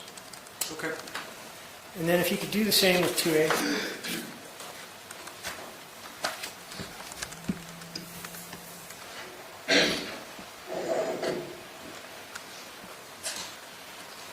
So A little bit of map time, sort of layout time. Okay, let's see. if you enter the residence through the garage, which we did that evening, there's a man door right here that enters into the kitchen, dining room area. Then there's a living room with some furniture. There's a couch, a chair, I believe, right there. And then you can go downstairs from there. It's a split level style residence. And to the left is, well, I'm sorry, actually. So on here, on this particular drawing, you go upstairs to the residence. To the left are a couple of bedrooms. To the right is the master or primary bedroom with its own separate bathroom. And directly above the stairs going up is the other bathroom.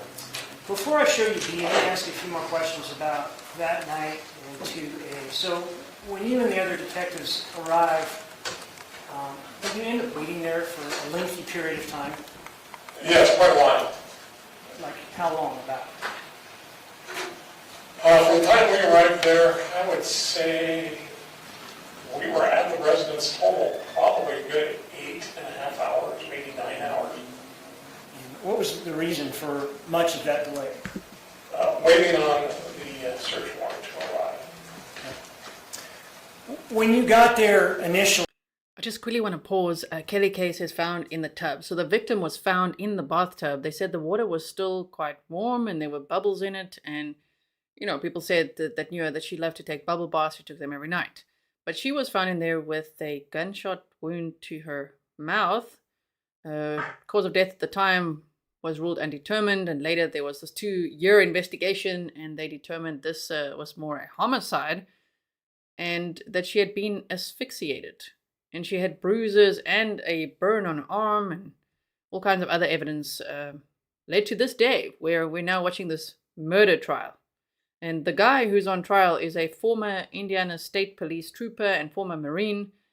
He left in 2014 and it sounds like he's been working in construction. You know, he worked in construction since then. So it was 3 weeks on, 3 weeks off. And the victim was asking for divorce and starting to move on with her life. She was going to close on her house just within a few months. She had a new boyfriend. She was, you know, going for a mommy makeover, they said. And so she was going to leave. So this, for the guy, Dan Howard, to say it was suicide. But later they find actually not so much. Yeah, this case is going to be very interesting. KG Constrictor said there would have to have been a lot of blood in the tub. But they did say not as much as expected, which also shows evidence that she had died before. Okay. This is in Idaho. Sorry. This is in Idaho in Kootenai County, yes. and you go into the living room. Tell us what you can see. Well, when we arrived, we entered, I don't know, can you see that? Yeah. We entered through the open garage door into the main door. When I walked in, I could see Dan Howard's seated in the living room area. There were some deputies in the residence. We were then directed upstairs, where in this main central bathroom, I observed quite later, well, who I recognized to be Kendy Howard. So you had met Kendy Howard prior to this date? Yes. And was Kendy Howard in that bathtub as depicted in 2A? Or at least approximately, right? I would say that's a reasonable diagram. Okay, and was she deceased? She was.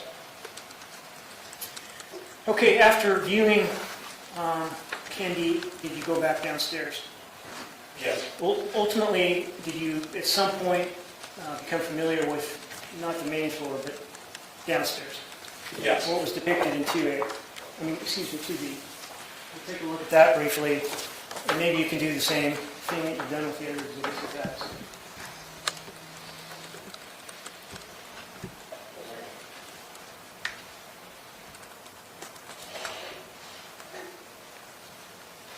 Well, this doesn't seem to be working.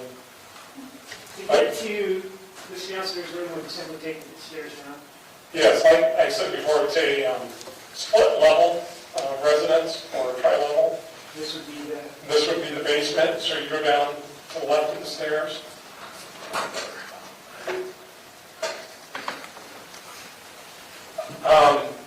So when you get to the stairs, you have a choice on the main floor going right upstairs or to the left downstairs.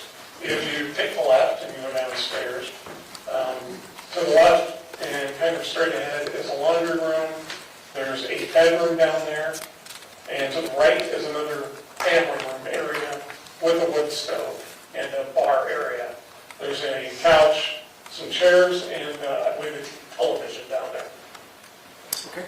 Some of you are asking, isn't that where Ann Taylor is from? Brian Koberger's defense attorney? And yes, she's the public defender in Kootenai County. So you are correct. This, I'll actually show you quickly, is how far. Let's just see. 105 miles from where 1122 King Road used to be. So I'll show you a little map time just so we know, because we know about that Idaho case, you know, Brian Koberger, the Idaho 4. So the house that they're showing now is this 30267 North Wheat Ridge Road. And here's this Coeur d'Alene Reservation, and this is where that 1122 King Road house used to stand. It's about 105 miles, 2 hours away. Just so you know. Okay, wait, there. I think that does it for those exhibits.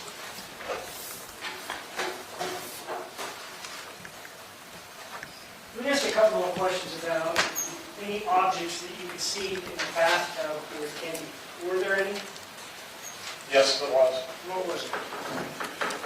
Most notably, I saw or observed a handgun to the right of her, laying at the bottom of the bathtub. And there was what appeared to be a spent shell casing on the bottom of the tub between her legs. Was there still water in the bathtub? There was water. About how much approximately? I couldn't tell you exactly right now how much was in there. Were you able to see through this water and view those objects without taking them out? Oh, yes.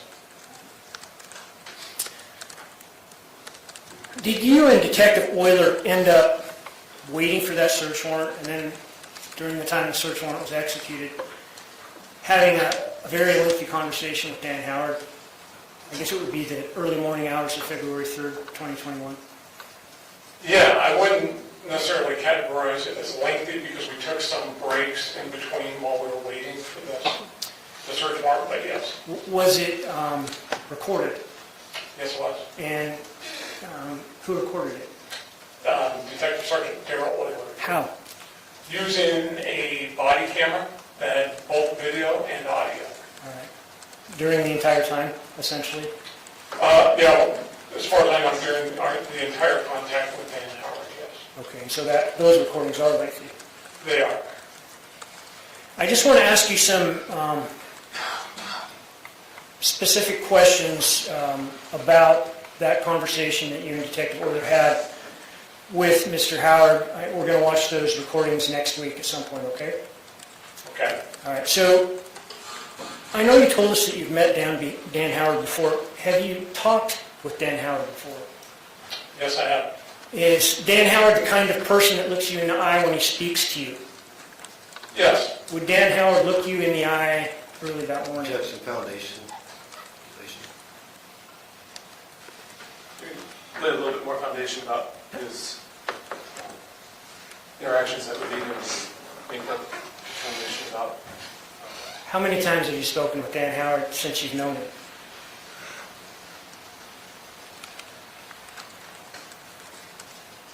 Probably a couple. When was the last time you had a conversation with Dan Howard? Prior to this evening, Yes. would have been probably 10 years before this. And what was your relationship with Dan Howard back in 2014? Objection, may we approach, Your Honor? Sidebar time. Sidebar.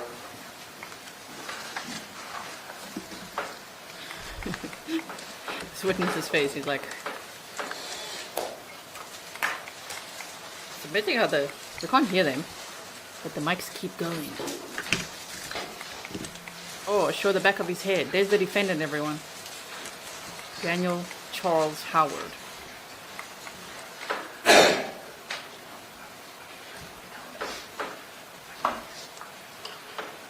Okay, let's go forward a little bit.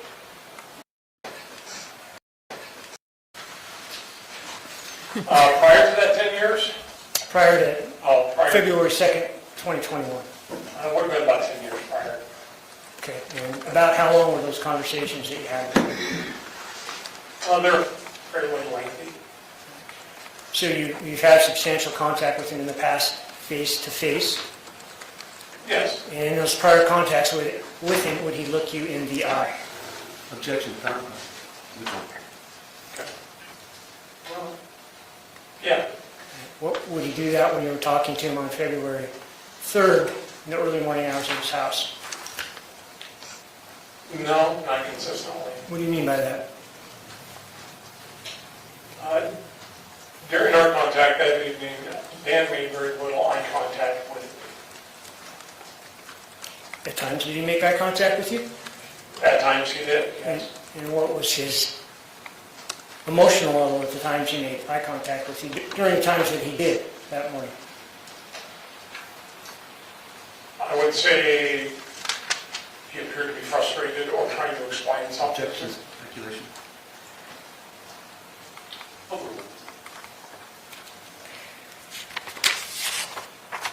Did you ask him initially what had been going on between him and Kendy? Yes, I did. What did he say? He indicated that they had been having some problems. Did he indicate to you whether or not they were speaking of divorce? He did. What did he say? He said that they had been talking about divorce. Did he give you a reason that he thought Kendy killed herself? Yes. What was that? His reason that evening, explaining to Detective Euler and I, was that during the divorce paperwork that they were filling out, or he had filled out, he wanted to include a residence that she had made an offer on down in Kootenai, Idaho, and that she got very upset over the fact that Dan wanted to include that in the divorce. Was this just simply a residence that she had put an offer on, That's correct. that she had not acquired? And she did not inquire, no. And after or during the part where he gave you that reason that she killed herself, what did he tell you was the chain of events that occurred in terms of later on in the night? Did he indicate to you that she went up and took a bath? Yes, he did. And then? That later at some point he heard what he described to us as a thud. Okay. He continued to fill out some paperwork, work on the paperwork, have a beer or several while watching television and doing some laundry. Did he give you a time frame in terms of hearing the thud upstairs and him going to check on Kendy? Ultimately, he estimated between 1 and 1.5 hours. And what did he say he saw when he went upstairs to check in on Kendy? That he found Kendy in the bathtub unresponsive. And did he describe to you the condition or temperature of her body? Warm. I'm sorry. Actually, I believe he told us that she was cold to the touch. Buttercup says, so that's why she would kill herself? Ridiculous. I know, right? Like, that's the reason he gave, is because she wanted to include a property that she was soon closing on. She'd bought a new house. That he wanted to include it in the divorce filings. She was so upset. Like, that doesn't make any sense, right? But to say, oh, I heard a thud. Didn't check on her though. Just continued to fill out paperwork, watch TV, drink beers, and then, yeah, an hour and a half later went to check. Well, even just hearing a thud doesn't quite match what was found, right? At some point in your conversation with Mr. Howard, did you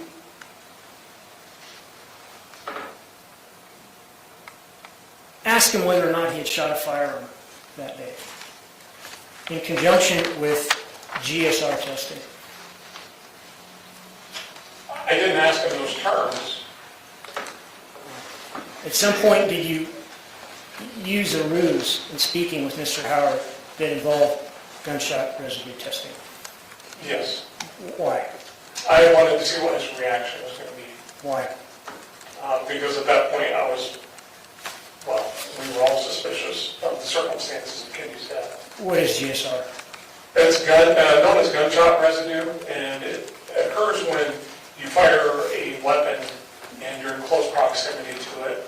It's basically what's been described to me by scientists and experts. Response? Well, I think he's just explaining his general understanding of the term. Overall, this isn't offered to definitively define it for the jury, but just his understanding of what this testing will involve. So GSR is the powder and residue when you fire a gun. It's fine like flour, and it sticks to pretty much everything in proximity to that firearm when it's shot. And is it something that you've utilized in your career? Yeah, I have in the past early on, but it's not something that we've used for many years. Why is that? Basically because it's described as junk science. Objection, yours. It's just why he doesn't use it anymore. It's not for the truth of the matter, sir, Judge. Again, I'll limit that for the jury, that he's not testifying as an expert as to gunshot residue, he's just explaining why he no longer uses it. To your knowledge, will any state lab in the country accept GSR testing? Not one that I'm aware of, no. Later on in the interview, did that topic of GSR testing or that issue come up in terms of whether or not he had shot a gun? Yes. Can you run us through that, please? I asked Mr. Howard if there was any reason he would have GSR on his person, on his hands or his body. His response? After a pause, he indicated that he had shot one of his handguns earlier that same day. Approximately, I believe, between 3:30 and 4 o'clock, somewhere around there. And then did you and other detectives take some steps to actually engage in GSR testing? Yes. Why? Because I had mentioned it, basically. And so one of the other detectives on scene went ahead and swabbed him for GSR. Did that provoke any responses from Mr. Howard that caught your attention? Yes, it did. Describe that. As we were all standing out there in the driveway of his residence, he had shoved his hands in his front pants pockets and were shaking them, rubbing them back and forth in a very fast manner. To the point where one of the other, Detective Euler had to ask him to stop doing that. At a point in the investigation, did you allow Mr. Howard to tell his family about what had happened earlier in the night? Yes, ma'am. About what time do you think that was? I believe it was after 6 a.m. approximately. Why had you waited so long? Well, one, we were waiting for the search warrant to get there. We didn't want any additional family members showing up on scene, and we don't have to deal with any other issues, because we didn't know what the state of their mind was going to be. Were you there when he called family members? Yes, I was not there for the initial first, I believe, 2, but I did witness and observe at least one of them. Which one was that? That would have been with his stepdaughter, Brooke. When he called Brooke, were you there? No, I believe he was downstairs with Detective Euler at that time. When she called Dan back, were you there? Yes, I was. And were you there to hear whatever you could hear over the phone from her? I could hear it from across the room. And were you there to hear his responses? Yes, I was. Who spoke first when she called Dan? I don't recall who spoke first. I believe it was probably his stepdaughter. Can you describe the conversation for us to the best of your memory? She was angry, she was upset, and she immediately accused Dan of killing her mother. And Dan's response? He was visibly shaken and upset and denied it. Anything else to that conversation? I mean, that was the gist of it. She accused him, and he denied, and from that point on, he was pretty upset. So this investigation, can you kind of give us general outlines of it? Did it involve execution of search warrants? I guess it did. Quite a few. About how many and what sorts of businesses or institutions? Well, we did an initial search warrant that evening. There was a second search warrant at the residence later, approximately almost 2 weeks later, I believe. And then from that point on, there was at least 12 to 15, 16 more search warrants that were written to various locations, banks, Idaho State Tax Commission, Percy, Kootenai Health, places of that nature. All right. Places where there would be records involving Dan and Kendy? That's correct. You were obviously working the investigation, and the coroner came back with the undetermined on the autopsy. I don't think I was actually still personally involved in the investigation during that time frame. When you became involved in it, were you aware of that undetermined by the coroner? Yes, it was. Did the investigation, at least from your perspective, when you took it on, continue? Yes, it did. Why? Well, because of one, the initial response to the scene, the incident that took place on the 29th prior to Kendy's death,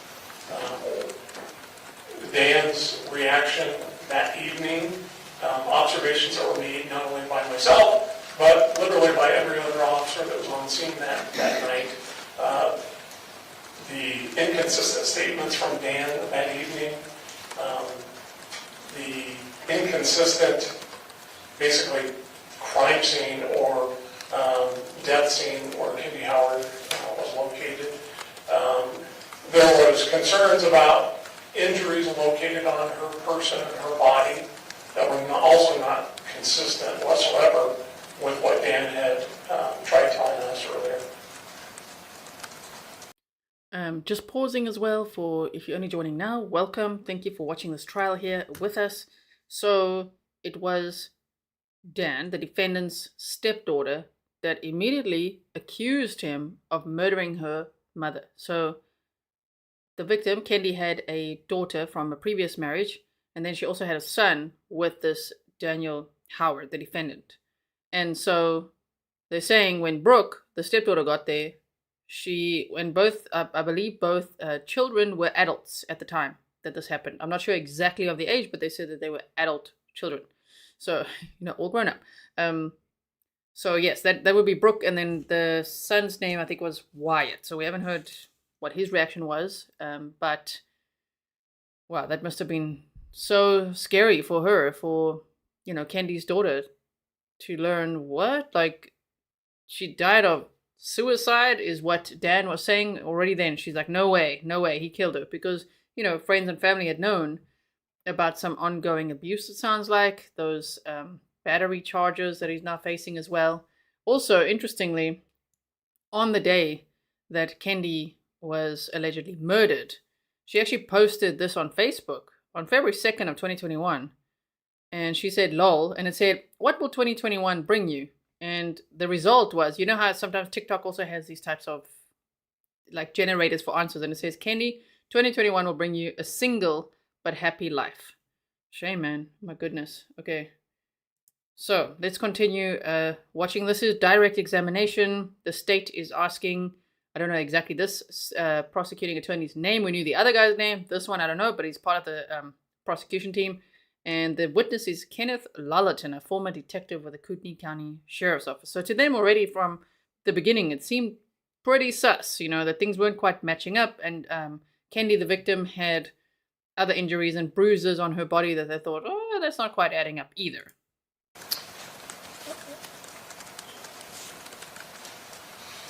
In the investigation after search warrants were executed on various banks and the assessor and things like that, did the Sheriff's Department develop a possible motive? Yeah, yes, we did. What was that? Couple of things. One, anger over Kendy's affair, and probably the bigger one was the money. Did the investigation go to the area of Kendy's mental health at that time? Yeah, absolutely. That was taken into account from day one. And was that a consideration in this investigation going forward, even though the coroner had ruled it undetermined? Yes, it was. Why is that? Well, because we had to rule out that she didn't commit suicide, that she wasn't suicidal, that she wasn't depressed. That's your foundation. I understood that was your... Thank you so much, Loki. I really appreciate it. And welcome to Dr. Berry, Psychologist Response. Thank you so much for being here. Why they continue investigating. Correct. So I'll overrule the objection.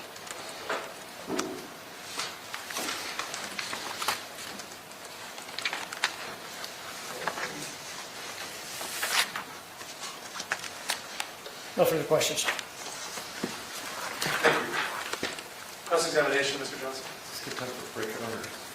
Sure. We can take it. I know the jury's been out a few times, but you all haven't been. So we'll take say 5 to 10 minute break for humanitarian purposes. We'll be at recess. I'll remind the jury once again not to discuss the case among themselves or any aspects. Okay, so they're going to take a little break. We're going to go forward. I hope they don't show the jury. Let's just go forward like this. They said about a 5-minute break. Is this hot mic? I don't know. It's getting there. I had to do it in like... Okay, good. Hot mic, hot mic. Let's just go forward a little bit. Wait for the judge to be back in the room.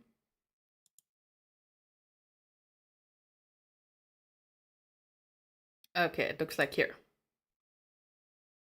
D-fluff.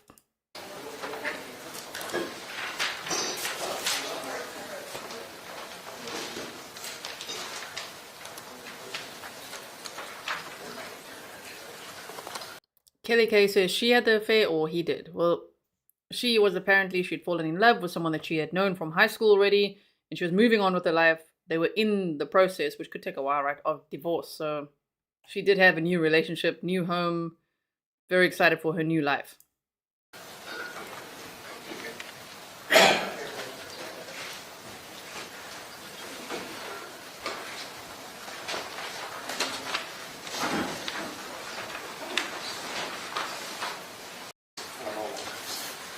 Cross-examination, Mr. Johnson. Hey, John. Okay, so as you heard, it's cross-examination now. So now the defense is going to be asking this witness questions. He looks ready for it. And did you see how small this little cup is? Yeah, that's a tiny cup. You guys say, like Auntie Lynn asked, can you get a bigger cup? Now, obviously, I think it distorts a little bit. Look how big my hand looks, right? Because of my camera. But this is tiny. To me, this is tiny. Okay, I've got giant cups. I was like, today I'll choose a tiny cup so people don't say my cup's too big. I've got some rooibos tea in there. You'll still have this pesky cough. Thank you for being here with me. Let's watch this cross-examination. Let's see how this goes. Good afternoon. Good afternoon. So, how long did it take you to become a detective? From the time I started my career, it would have been 93. I was a narcotics detective in 99. And then had a break and went into major crimes in 2000. January 2006. Is there, were you a patrol officer before that? Yes. What kind of different things did you have to learn from being a patrol officer to become a detective? Well, there's all sorts of things. Various classes, basic academies for detectives, advanced academies For detectives? for detectives. This stuff that patrol officers don't do.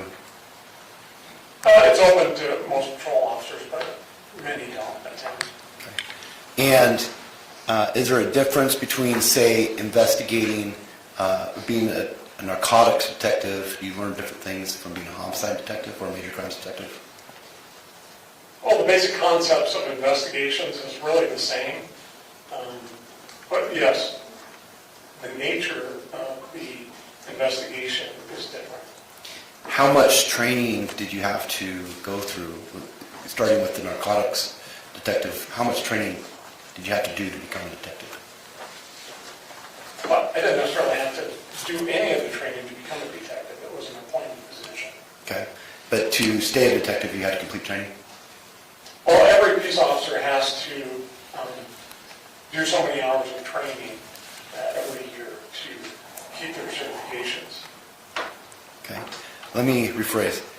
How long did you take in hours or coursework to become as a detective before you retired? How many hours of training did I complete during my time as a detective? Yes. Ballpark. I would say anywhere from probably 750 to 1,000, and that would be a real rough ballpark. Hours? Yeah. Okay. And in there, is it fair to say your knowledge of a crime scene and the investigation that goes into it is more extensive now than when you were a patrol officer? Oh, absolutely. Defense attorney's like writing that down. So you were basically useless on the day, right? They always do this, right? We see this a lot in trials where they're like, let's go with those credentials, shall we? Where did you start? Where did you study, huh? How many hours do you have? So let's listen more. In part of your investigation, you pulled Mr. Howard's records as when he was former law enforcement, correct? I'm sorry, I couldn't hear that last part. As part of your investigation, one of your search warrants was to receive the records for Mr. Howard's time at the police force? Yes, I did serve a search warrant on Idaho Post and obtained all of his records. Patrol Officer Howard was never a detective, correct? That's correct. You don't have any record of him attending crime scene homicide investigation, correct? That's correct. Now, in your extensive training and experience, you're taught to fill out police reports. Yes. You're taught to include all relevant information as it relates to your investigation. Yes. So in this case, there are, with all the different officers, there's 46 supplements to this police reports, ballpark? Well, I would say that's pretty close or accurate depiction. And for instance, supplements 31 through 46 are all yours, correct? All but one, I believe, yes. And so when you fill out, for instance, a search warrant for Bank of America records, you might wait till you get those records back and then fill out one report that encompasses both days, right? I don't understand what you're asking. Meaning every phone call or every day is not necessarily a separate report, correct? No. But everything that's relevant, you include. Yes. Okay. You filled out a police report of your interactions with Mr. Howard on the morning, early morning into the morning of the 3rd of February, 2021. That's correct. In that police report, you never mentioned Mr. Howard having issues with him looking at you during your conversation, correct? No, I don't believe I put that in my report. In your police report, you never mentioned Mr. Howard supposedly putting his hands in his pockets and robbing him, correct? That's correct. Now,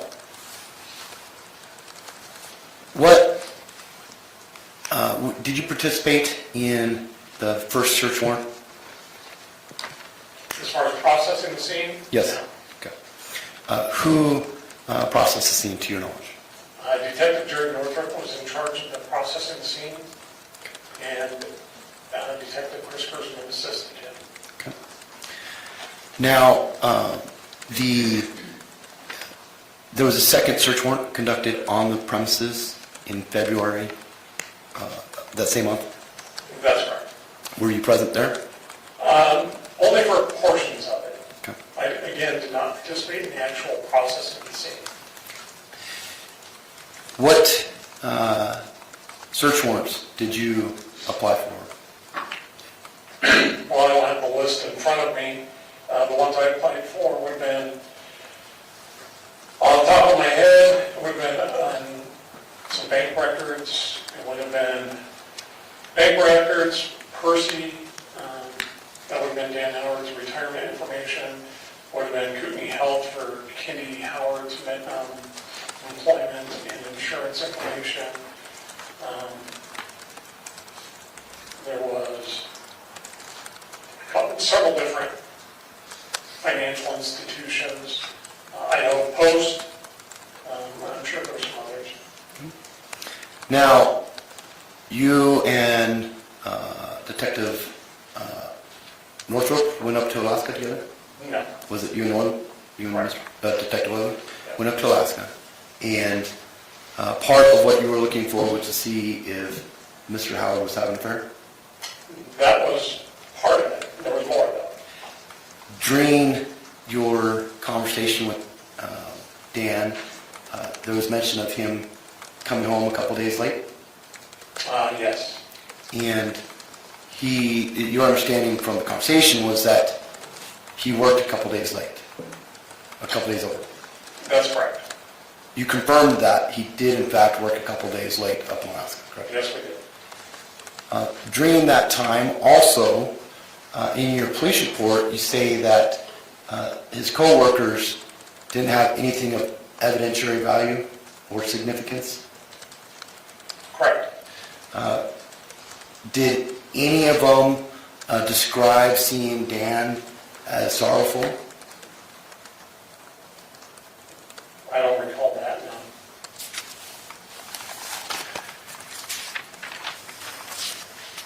Now, in the course of your investigation, what other things did you interact with some of the experts for the state in this case? Yes. Did you interact with a Dean Livingston? I don't believe I did. Not that I recall. And during this course of, so to the timeline-wise, do you have your reports there? No. Okay. Are you familiar enough with the timeline that you're able to answer ballpark dates? I think so. Okay. So, Okay, I'm just quickly going to pause just to answer this one because I'm sure everyone's wondering as well, especially if you're only joining now. I know that you didn't know I was covering a trial today. I didn't know until today either. Started watching this a little bit yesterday and I thought, yes, we've got to watch this together. So Kristen Pino says, how long is this trial supposed to be? They said it's supposed to be 3 weeks. So I would assume this is week 1. So they said it should last 3 weeks. Okay. early on, a decision was made to send items of evidence to Washington State Patrol, correct? That's correct. That was probably to avoid, since Mr. Howard had previously worked for ISP, was to avoid any perceived impropriety. Yeah, but I feel it's necessary to let you know that I was really not part of that decision-making, as I was not in charge of the investigation at that time. When did you become lead? Wasn't until after July of 2021.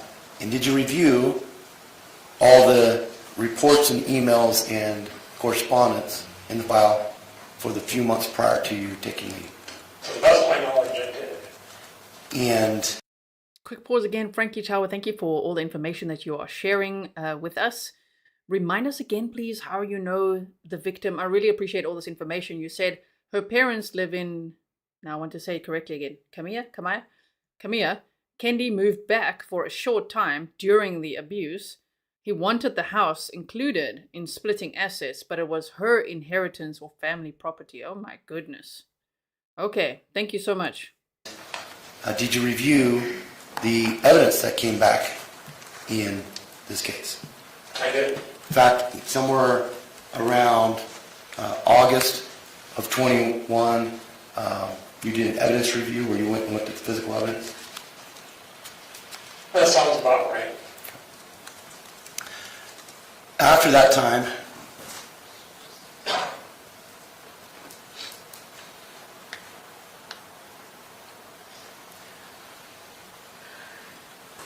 so sometime in September, you obtained a warrant for Kenny's optical records. Yes, from Costco. Okay. And after that, so this is now 7 months removed from her passing. Correct. And in 22, the year 22, what did you do as lead investigator for this case? During the entire year, What steps? You just hit the major milestones of what you did in 22. well, without reviewing my reports, I couldn't say, I can tell you exactly everything that I did during that year. Okay, so you filed for a warrant for medical records for Ms. Howard in December of 2021, correct? Say that again? You filed for a warrant for Ms. Howard's records in December of 2021. I believe that's correct. And that's the type of thing that you would fill out a police report for, correct? Yes, And you did in this case. I believe I did, yes. The next police report that you fill out is in August of 22, correct? That sounds about correct, yes. Okay. And that was where you go to the medical examiner's office in Spokane and review the tongue. I believe that was 23. Okay. You said 22? Well, 8/23/22. Yeah, I believe that was in August of 23. So after he was charged? I'm sorry. After he was charged? No, I'm sorry, 22. Okay. Correct. So August 22. Yeah, I've been retired for a while. So between December of 21 and August of 22, there's no police reports that you filled out, correct? That's correct. What did you do to investigate during that time? Well, during that time, I was working other cases, for one thing, and had other responsibilities. Okay. And it was during that time frame, we were waiting for information to come back, and we were also working with various expert witnesses. Okay.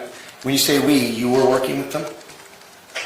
Myself and other investigators that were still involved with the case. Which witnesses were you working with? Dr. Rambaran, Dr. William Smock, and Dr. Jennifer Nara.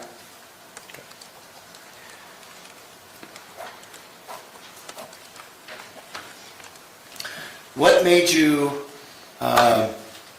strike that. After August, the next police report you have is in January 23, correct? I believe that's correct, yes. And that was a search warrant for a different bank records, correct? Yeah, I believe that was the one out of Kootenai. Then,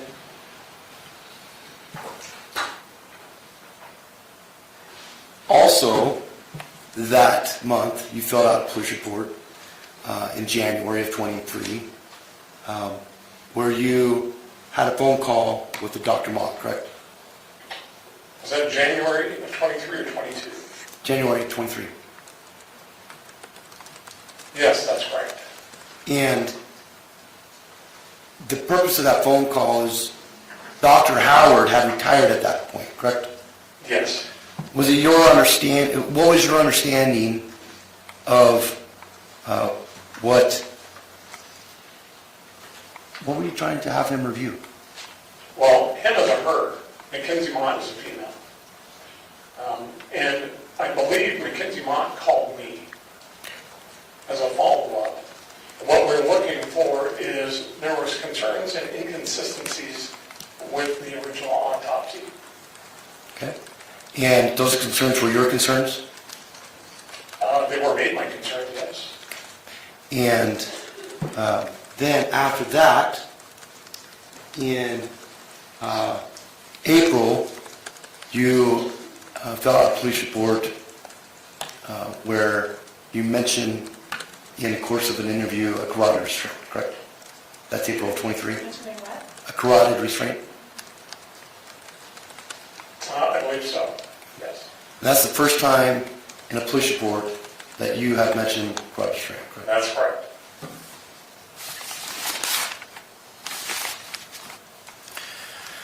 Now, going back to the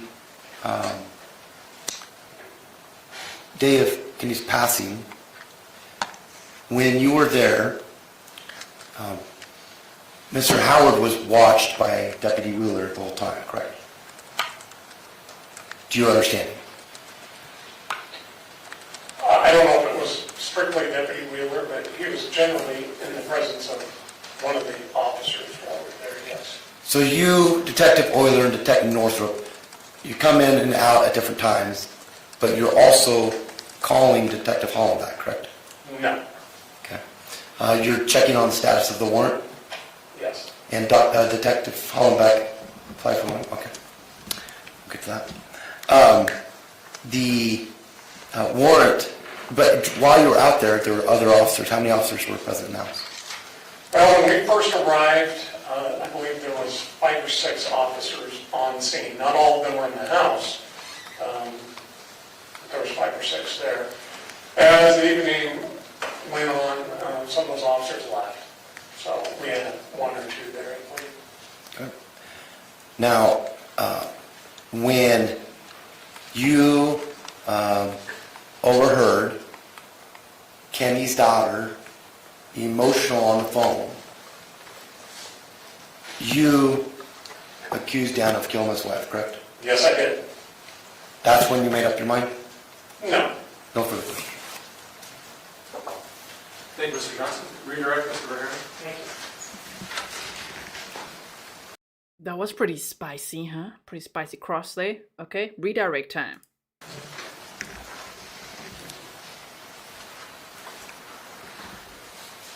Council asked you about in any of your reports that you mentioned, specifically one of the ones on February 2nd, whether or not Mr. Howard was looking at you in the eye. Remember that question?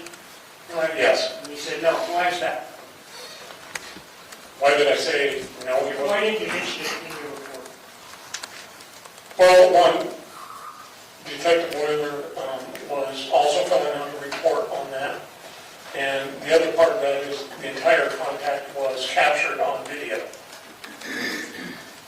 You also, in talking with council, mentioned that every law enforcement officer, every post-certified patrol officer in Idaho has at least so many hours of investigation. Is that accurate?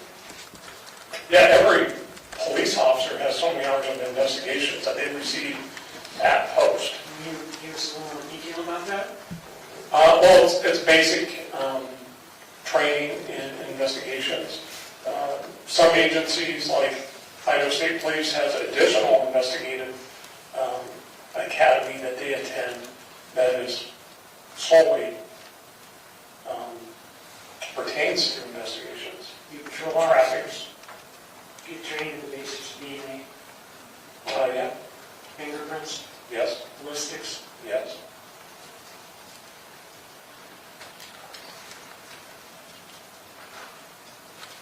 Council also asked you about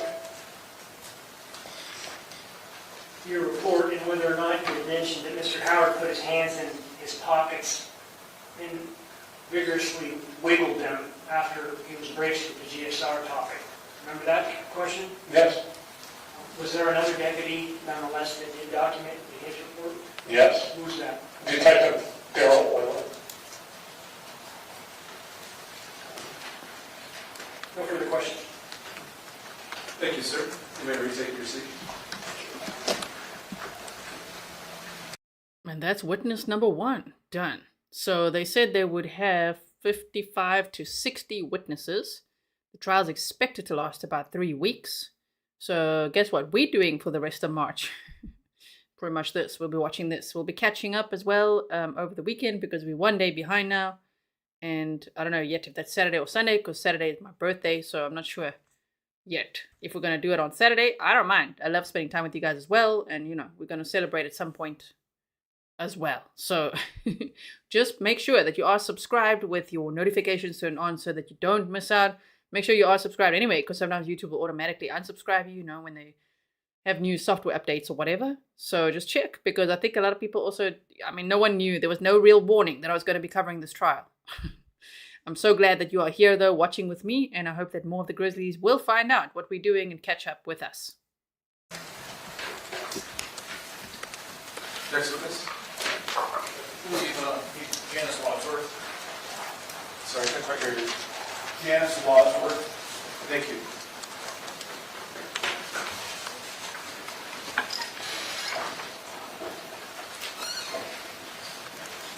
Janyce Wadsworth, I think they said. Good afternoon, ma'am. If you can come forward, I'll have you face my clerk and please raise your right hand to be sworn. Do you solemnly swear that the testimony you're about to give in this case shall be the truth, the whole truth, and nothing but the truth, so help you God? Thank you. You got a seat right there.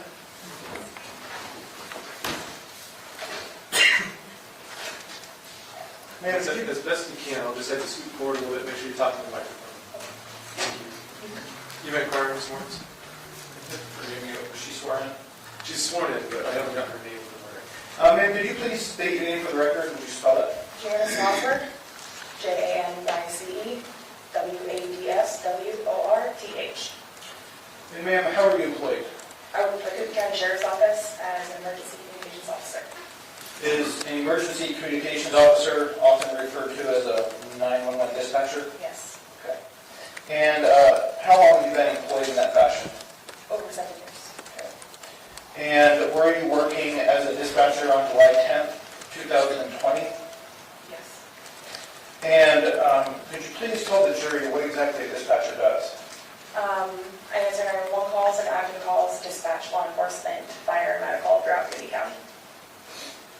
Okay, so as a dispatcher, these 911 calls come in, and you said you answer calls for different agencies, like police, paramedics, fire.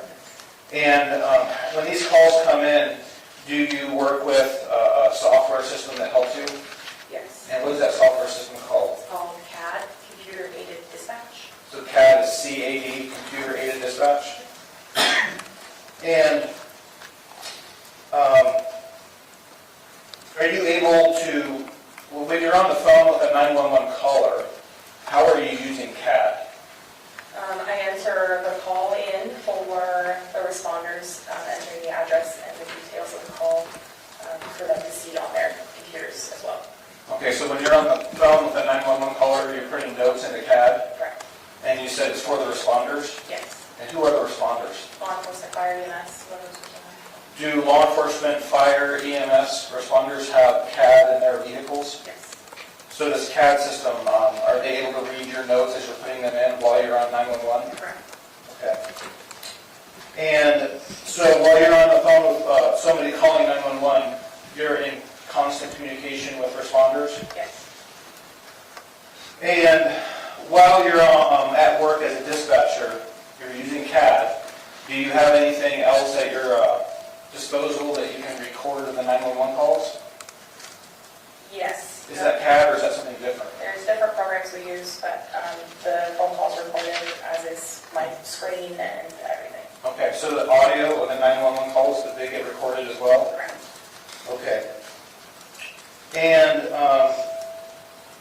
does that system, any of the systems you use record the date and the time of the 911 calls? Yes. Okay. When you were working on July 10th, 2020, were those systems all working? To my knowledge, yes. And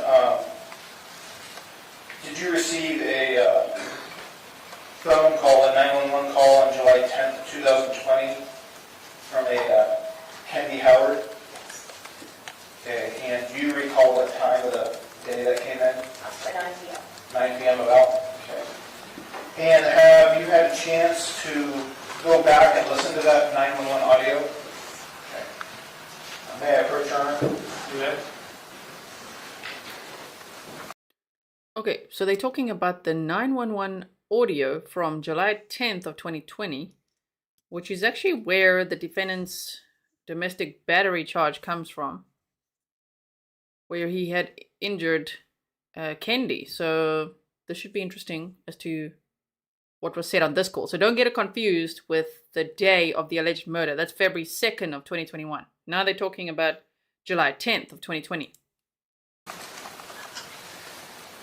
Ma'am, I'm showing you what's been marked as Plaintiff's Exhibit 4A. That's a CD, correct? Are you aware or familiar with the contents of that CD? Yes. And what is that? This is the 911 audio of the phone call you referenced. Okay. And have you had a chance to listen to that? Yes. And is it true and accurate to your knowledge? Yes. And I'm going to go ahead and work the counsel real quick. Ma'am, I'm going to show you what's been marked as Plaintiff's Exhibit 4B. Are you familiar with that exhibit? Yes. And what does that appear to be? This is the, I'm sorry, I'm going to say script, but I don't know if it's the wrong word. Transcript? Transcript, yes. Transcript of Of what? the 911 call Of the 911 call? that we are. And have you had a chance to read that transcript while you're listening to the audio? Yes. And do they match? Yes. So you testified that the audio is accurate. Is the transcript accurate as well? Yes. Your Honor, I move to omit plaintiffs 4A and 4B at this time. Any objection? None, Your Honor. Those are admitted.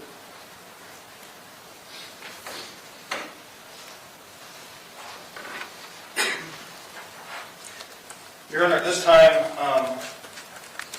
I'd like to publish the audio for the jury, and as they listen to the audio, I'd like to have them follow along with the transcripts. So I've got copies for bailiff. That's allowable, you may do that. So that tells me it's going to be a little bit difficult to hear because they're giving the jury copies of the transcripts of the 911 call they're about to play. So we better listen very carefully, okay? Let's have a listen.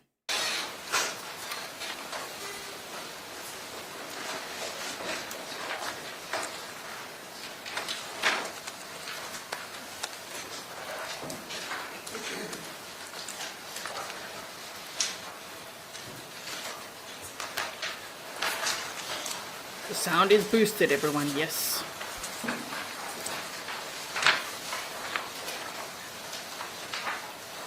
Appears as if all the jury members have copies.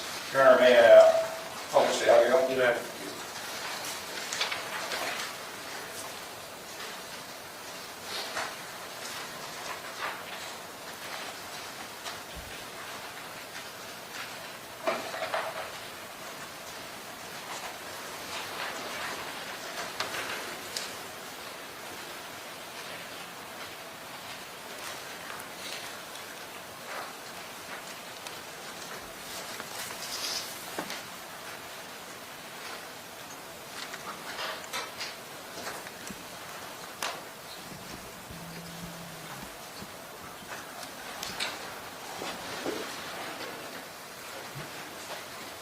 Remember, having technical difficulties, I may just have one moment.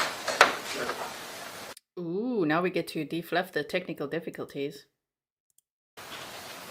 We went forward a little bit. Thank you, Mary. Okay, so trigger warning.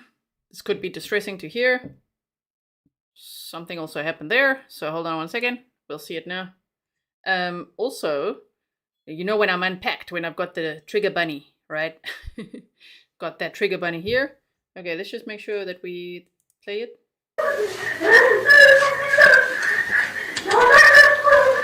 Okay, I need your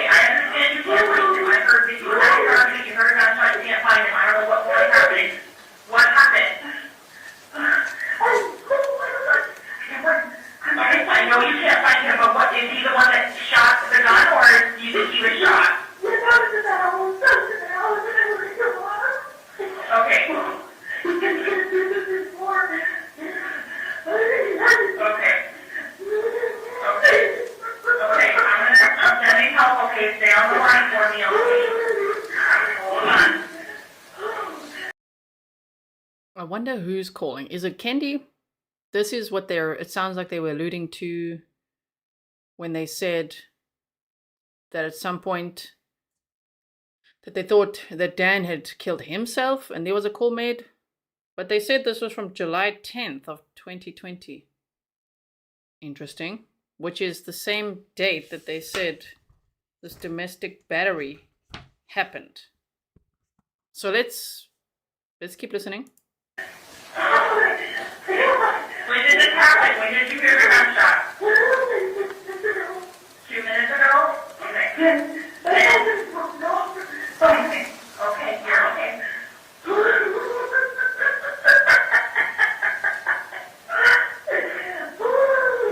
I'm getting them on the way, okay? What type of sound did you hear? Okay.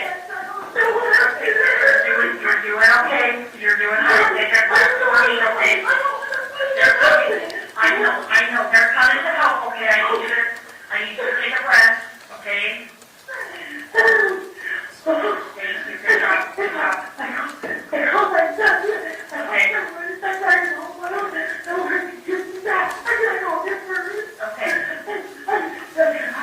Okay. So I'm getting them on the way to you, okay? I need to get this description. What race is he? What race is he? State cop. Kendy Howard.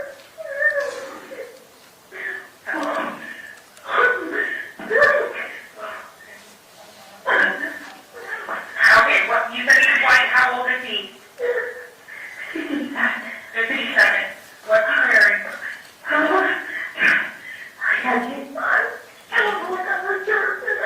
Take a breath. You were arguing with him. What shirt was he wearing? Okay. Maybe green. Okay. Gray or green. Okay, you're doing great. No. Okay, I need you to take a breath again, okay? I know you're scared, but what's his name? What is his name? Dan. Ken? Dan, and what's his last name? Howard? H-O-W-A-R-D? Okay. What's his name of birth? Okay, that's okay. I know. What's his phone number, honey?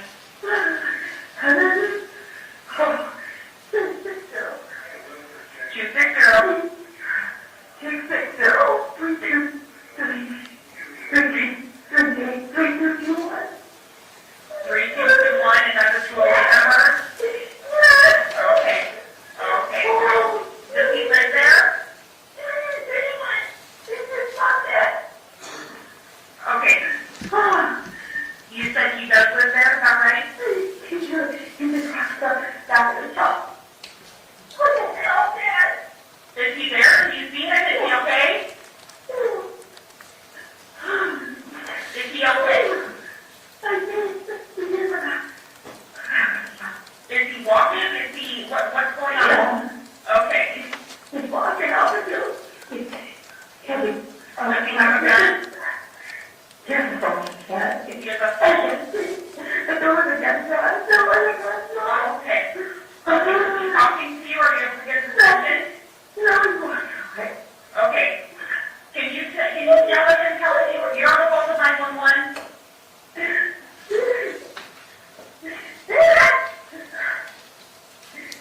Call it out faster. Okay. Is he responding to you? No. Okay. He's not responding to you, he's still walking in the field? I don't know where he went. Okay. Like he was in the field but now you can't find him? He's not there. Okay. Take care of him. Yeah. Okay, so he was in the field last time you saw him? Yeah. Okay. And he was walking? Yeah, he didn't go. He's happy. Okay, so he's okay? Yeah. Okay. Okay, he's not talking to you? No. Okay. Is he able to hear you? I don't know. Okay. Do you still want one person to come out there and talk to him about what's going on? Okay, I understand that. So I'm going to tell law enforcement to come talk to him, okay?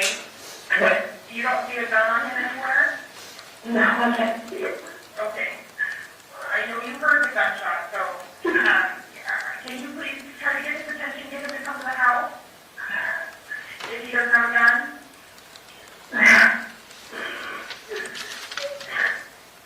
Dad, is he there? Is he listening to you? Okay. I'm just going to have you go back to the house, okay?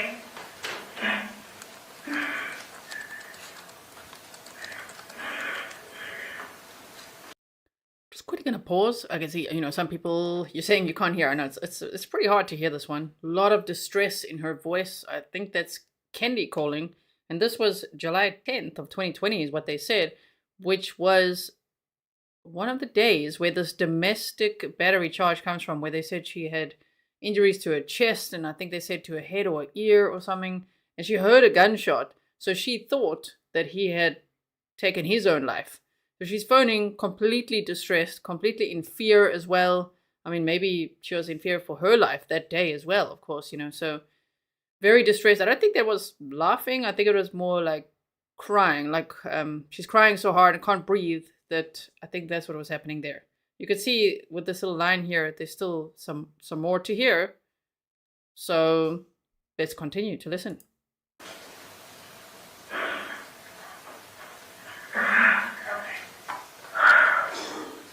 Okay. Well, if everything's okay, you're getting law enforcement coming to talk to him, okay? Sorry, and I forgot to say, this was 7 months before she was allegedly murdered. So that's very sad to think of as well. Hold on just a second. County Tax Amplifier, he's in the field. He's just not talking to her. He's walking around. Okay.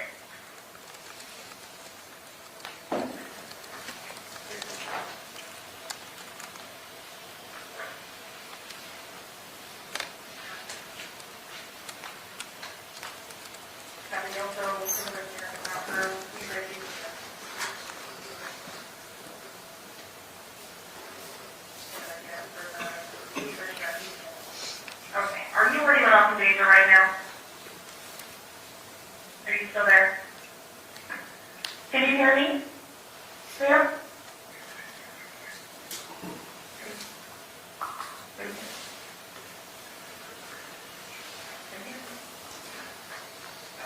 Are you still there?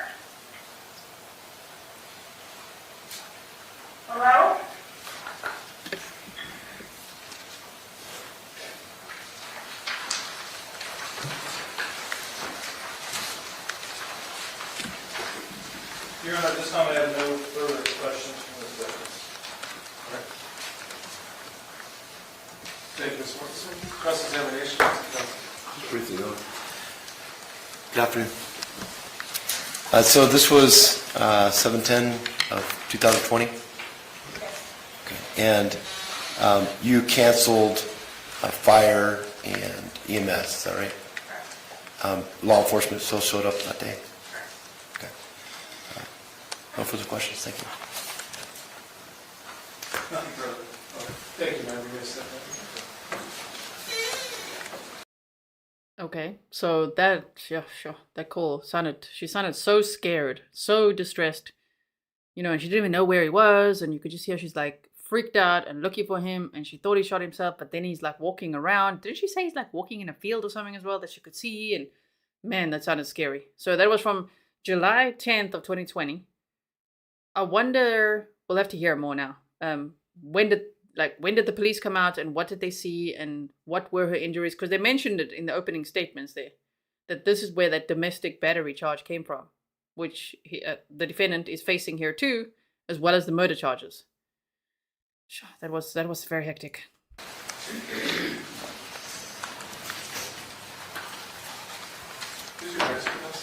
Judge, if I may, I do think we can do the next witness fairly quickly.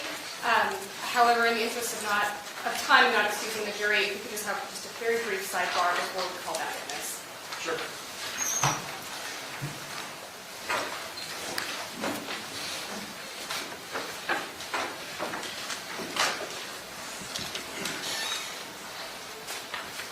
That is a picture of the victim, Kendy Howard. And she was 48 years old when she was allegedly murdered. This is the guy on trial. Daniel Howard.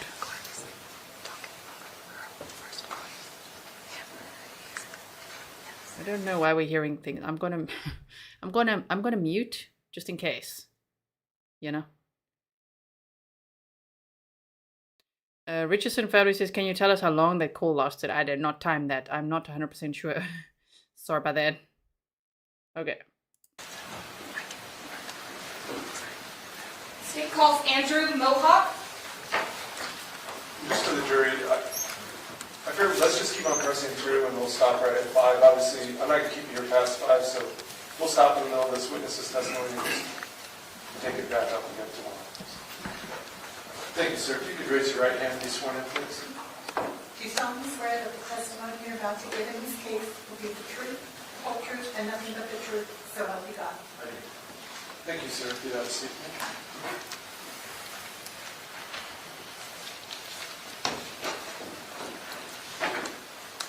When you're settled. I was just saying you may inquire. Thank you, Your Honor. If you could please state your full name and spell your last for the record. Andrew Marcus Mohawk, M-O-H-A-W-K. How are you employed? Full-time patrol deputy with the Kootenai County Sheriff's Office. Were you so employed on July 10th of 2020? Yes, I was. At that time, were you a post-certified patrol deputy? I was. And is that standard law enforcement certification in the state of Idaho? Yes, ma'am. Were you dispatched on that day to an address in Apple? I was. Do you recall that address? I do. What is it? 30276 North Lee Bridge. Do you recall what time of day you were dispatched? I believe I was dispatched just before 9 p.m. Why were you dispatched to that address? The call initially came out as a possible suicide attempt. When you arrived on scene, who did you make contact with? I had made contact with the boarding party, Kendy. Who else was on scene when you arrived? I believe her son, Wyatt Howard, was on scene as well. Was there another individual that you attempted to make contact with? Yes, ma'am. Who was that? I attempted to make contact with Daniel Howard. And was that based on the information that you had received? Yes, ma'am. Can you describe the efforts that you made to have contact with Daniel Howard? Yes, a cell phone number was provided during the initial intake of the call, so I attempted to call that provided phone number twice. When you made contact with Kendy Howard, what observations did you make of her demeanor? Initially, I noticed she was distraught, and I believe she had just gone through something traumatic, and she was crying during the first contact. When you made contact with her, you stated that this was about 9 p.m. in July. Is that correct? That's correct. I believe when I arrived around 9:30. So just in case anyone's confused, they're still talking about that same day, this July 10th of 2020, which was 7 months before Kendy was allegedly murdered. And Kendy had called 911, and we heard the 911 call, and she was very distraught, as they said. She seemed traumatized. She was crying. She thought she heard a gunshot, and she had assumed that Dan had shot himself. And I do think that she was physically attacked that day, maybe before, of course, she heard the gunshot wound, because she had injuries, as they said in opening statements, to like her chest. And this is where the domestic battery charge comes from. So that's what they're asking this he works at the Kootenai County Sheriff's Office. That's what they're asking this police officer about that day. Did you make contact with her outside or inside? Outside.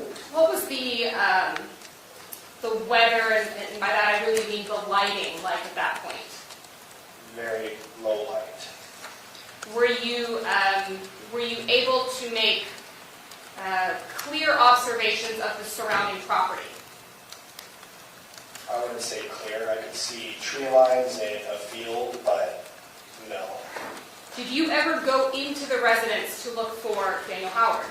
I did not. Did you go into a shop or other outbuildings to look for Daniel Howard? No, ma'am. Did you ever observe either Wyatt Howard or Kendy Howard make contact with Daniel Howard? I did not. When you interacted with Kendy Howard, do you recall how she was dressed? I don't. Do you recall whether or not you ever spoke to Kendy Howard away from her son? No. And did she report any crimes to you? She did not. No further questions. Thank you. Cross-examination, Mr. Johnson. Good afternoon. Were you alone when you arrived? Or was there another officer with you? There was another deputy with me. Okay, who was that? Deputy Franson. And during this time, you asked about any physical injuries. She said she didn't have any, correct? Correct. Okay. And this was on 7/10 of 20. Sorry, may I clarify that? Yes. I believe I asked if there was any physical contact during the argument. And she said no, correct? She said no, correct. Okay. No further questions. Any redirect? No, Your Honor. Thank you. Thank you, sir. You may step down.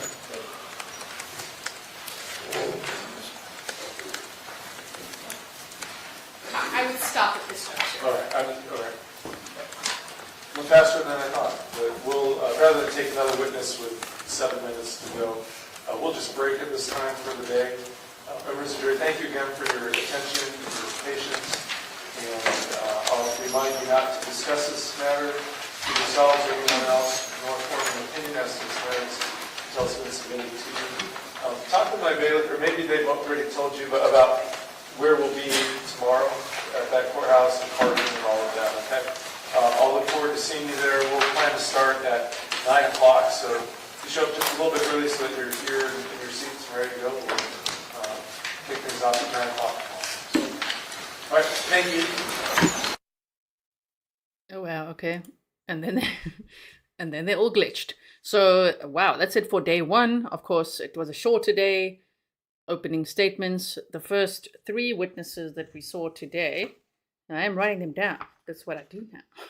Remember with Adam Montgomery's trial, we're like counting. Okay, so we saw Kenneth Lallatin today, Janyce, Wadsworth, and Andrew Mohawk. I'm not gonna, someone was asking, am I gonna now play some of today's current trial? No, that'll be confusing, you know. I like to keep it organized. So tomorrow, we're gonna meet again to have the 1 day delayed coverage. We'll be watching day 2 together tomorrow. Okay, I still have to set it up, so make sure that you are subscribed, notifications on, so that you don't miss out. As soon as you see it, make sure you click notify me so that you do get notified for when we start. I will...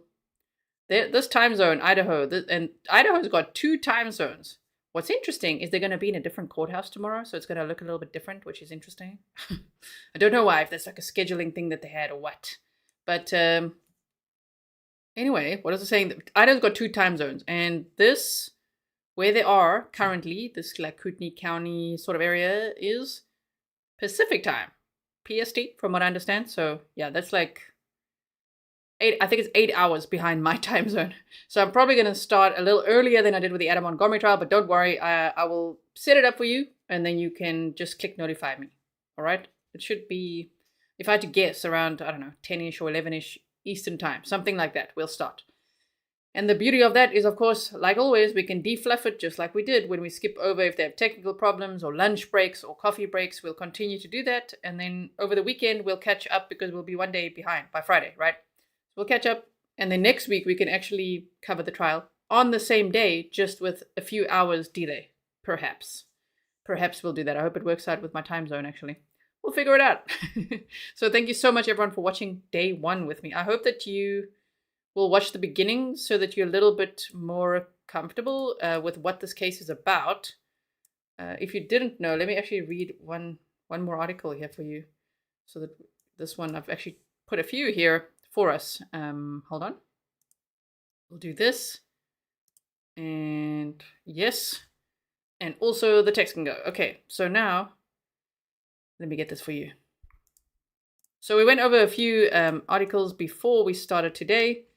As I told you, I only decided to cover this today after seeing some of it yesterday, and after a few of you had asked me, please, can I cover this? So yes, let's do it. Okay, so they say ex-Idaho State Trooper called police to say wife shot herself. Now he's charged with murder. This was published on April 24th of 2023, okay? More than 2 years after telling authorities that his wife had fatally shot herself, a former Idaho State Police trooper has been charged with her murder, according to authorities and multiple news outlets. Daniel C. Howard, 57, of Athol, surrendered himself to police on April 21st and faces charges of murder and domestic battery in connection with the February 2021 death of his wife, Kendy Howard, according to a press release from the Kootenai County Sheriff's Office. We looked at that at the beginning of the stream. On February 2nd of 2021, Howard allegedly called police and told them that his wife had shot herself, the Coeur d'Alene Press reports.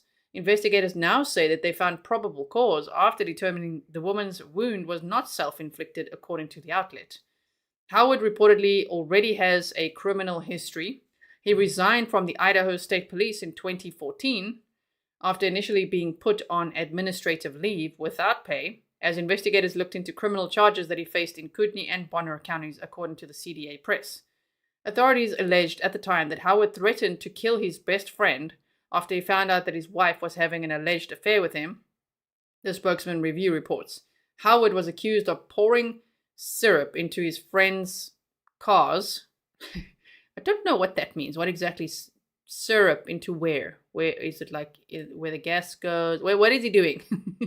Syrup, you can visualize that in many ways. Pouring syrup into his friend's cars, leaving him vulgar messages and firing a shotgun at his home, according to the outlet.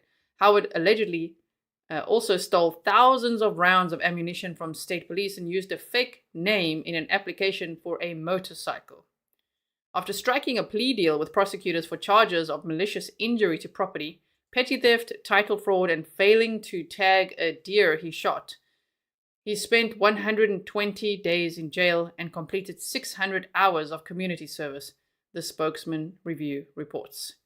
You guys are like, syrup? Pancake syrup. I don't know what kind of syrup. Thank you so much, Marie, for your sticker there.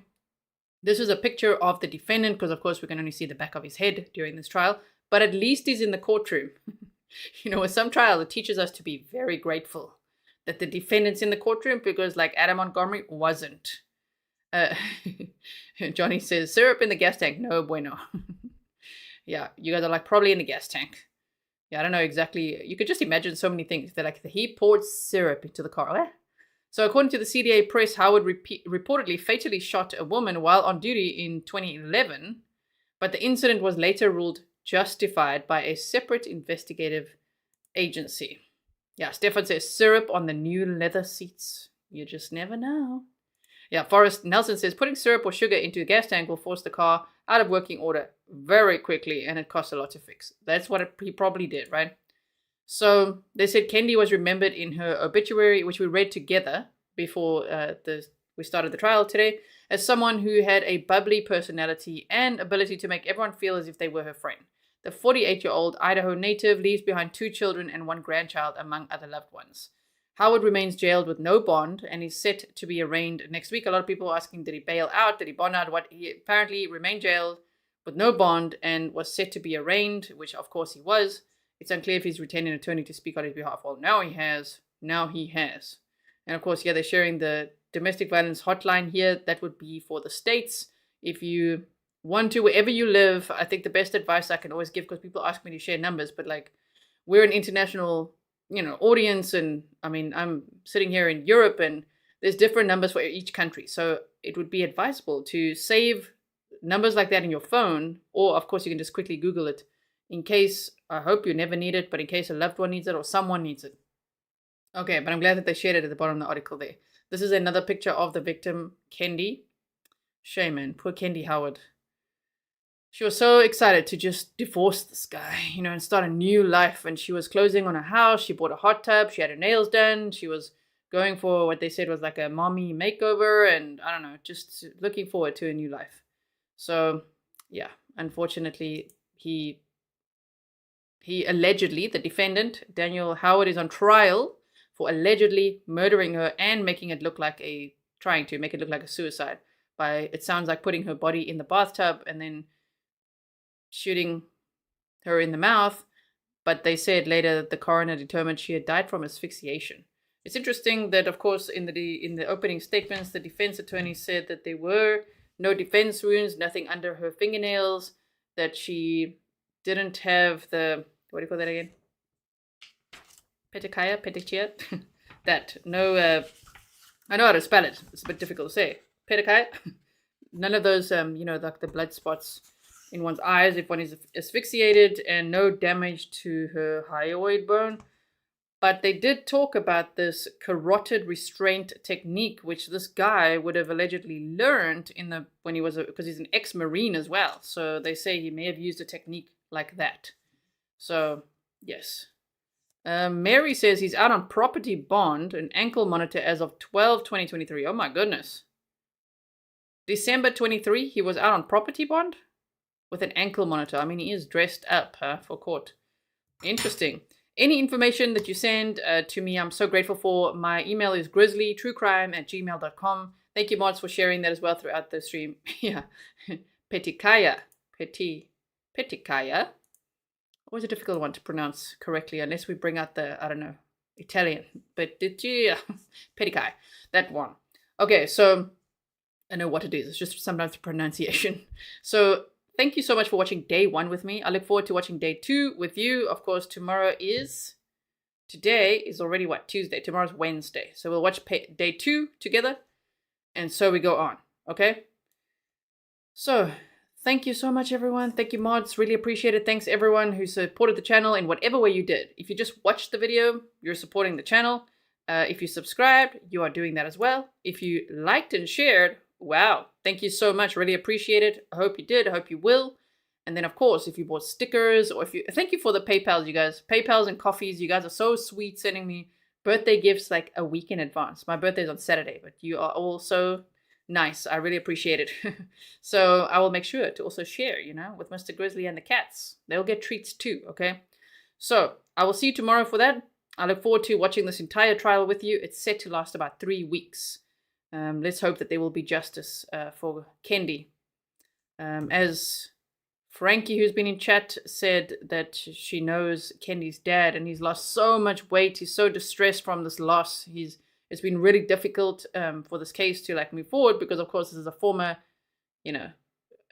ISP trooper. So they said it was quite difficult. But I'm glad that here we are at the trial. Okay.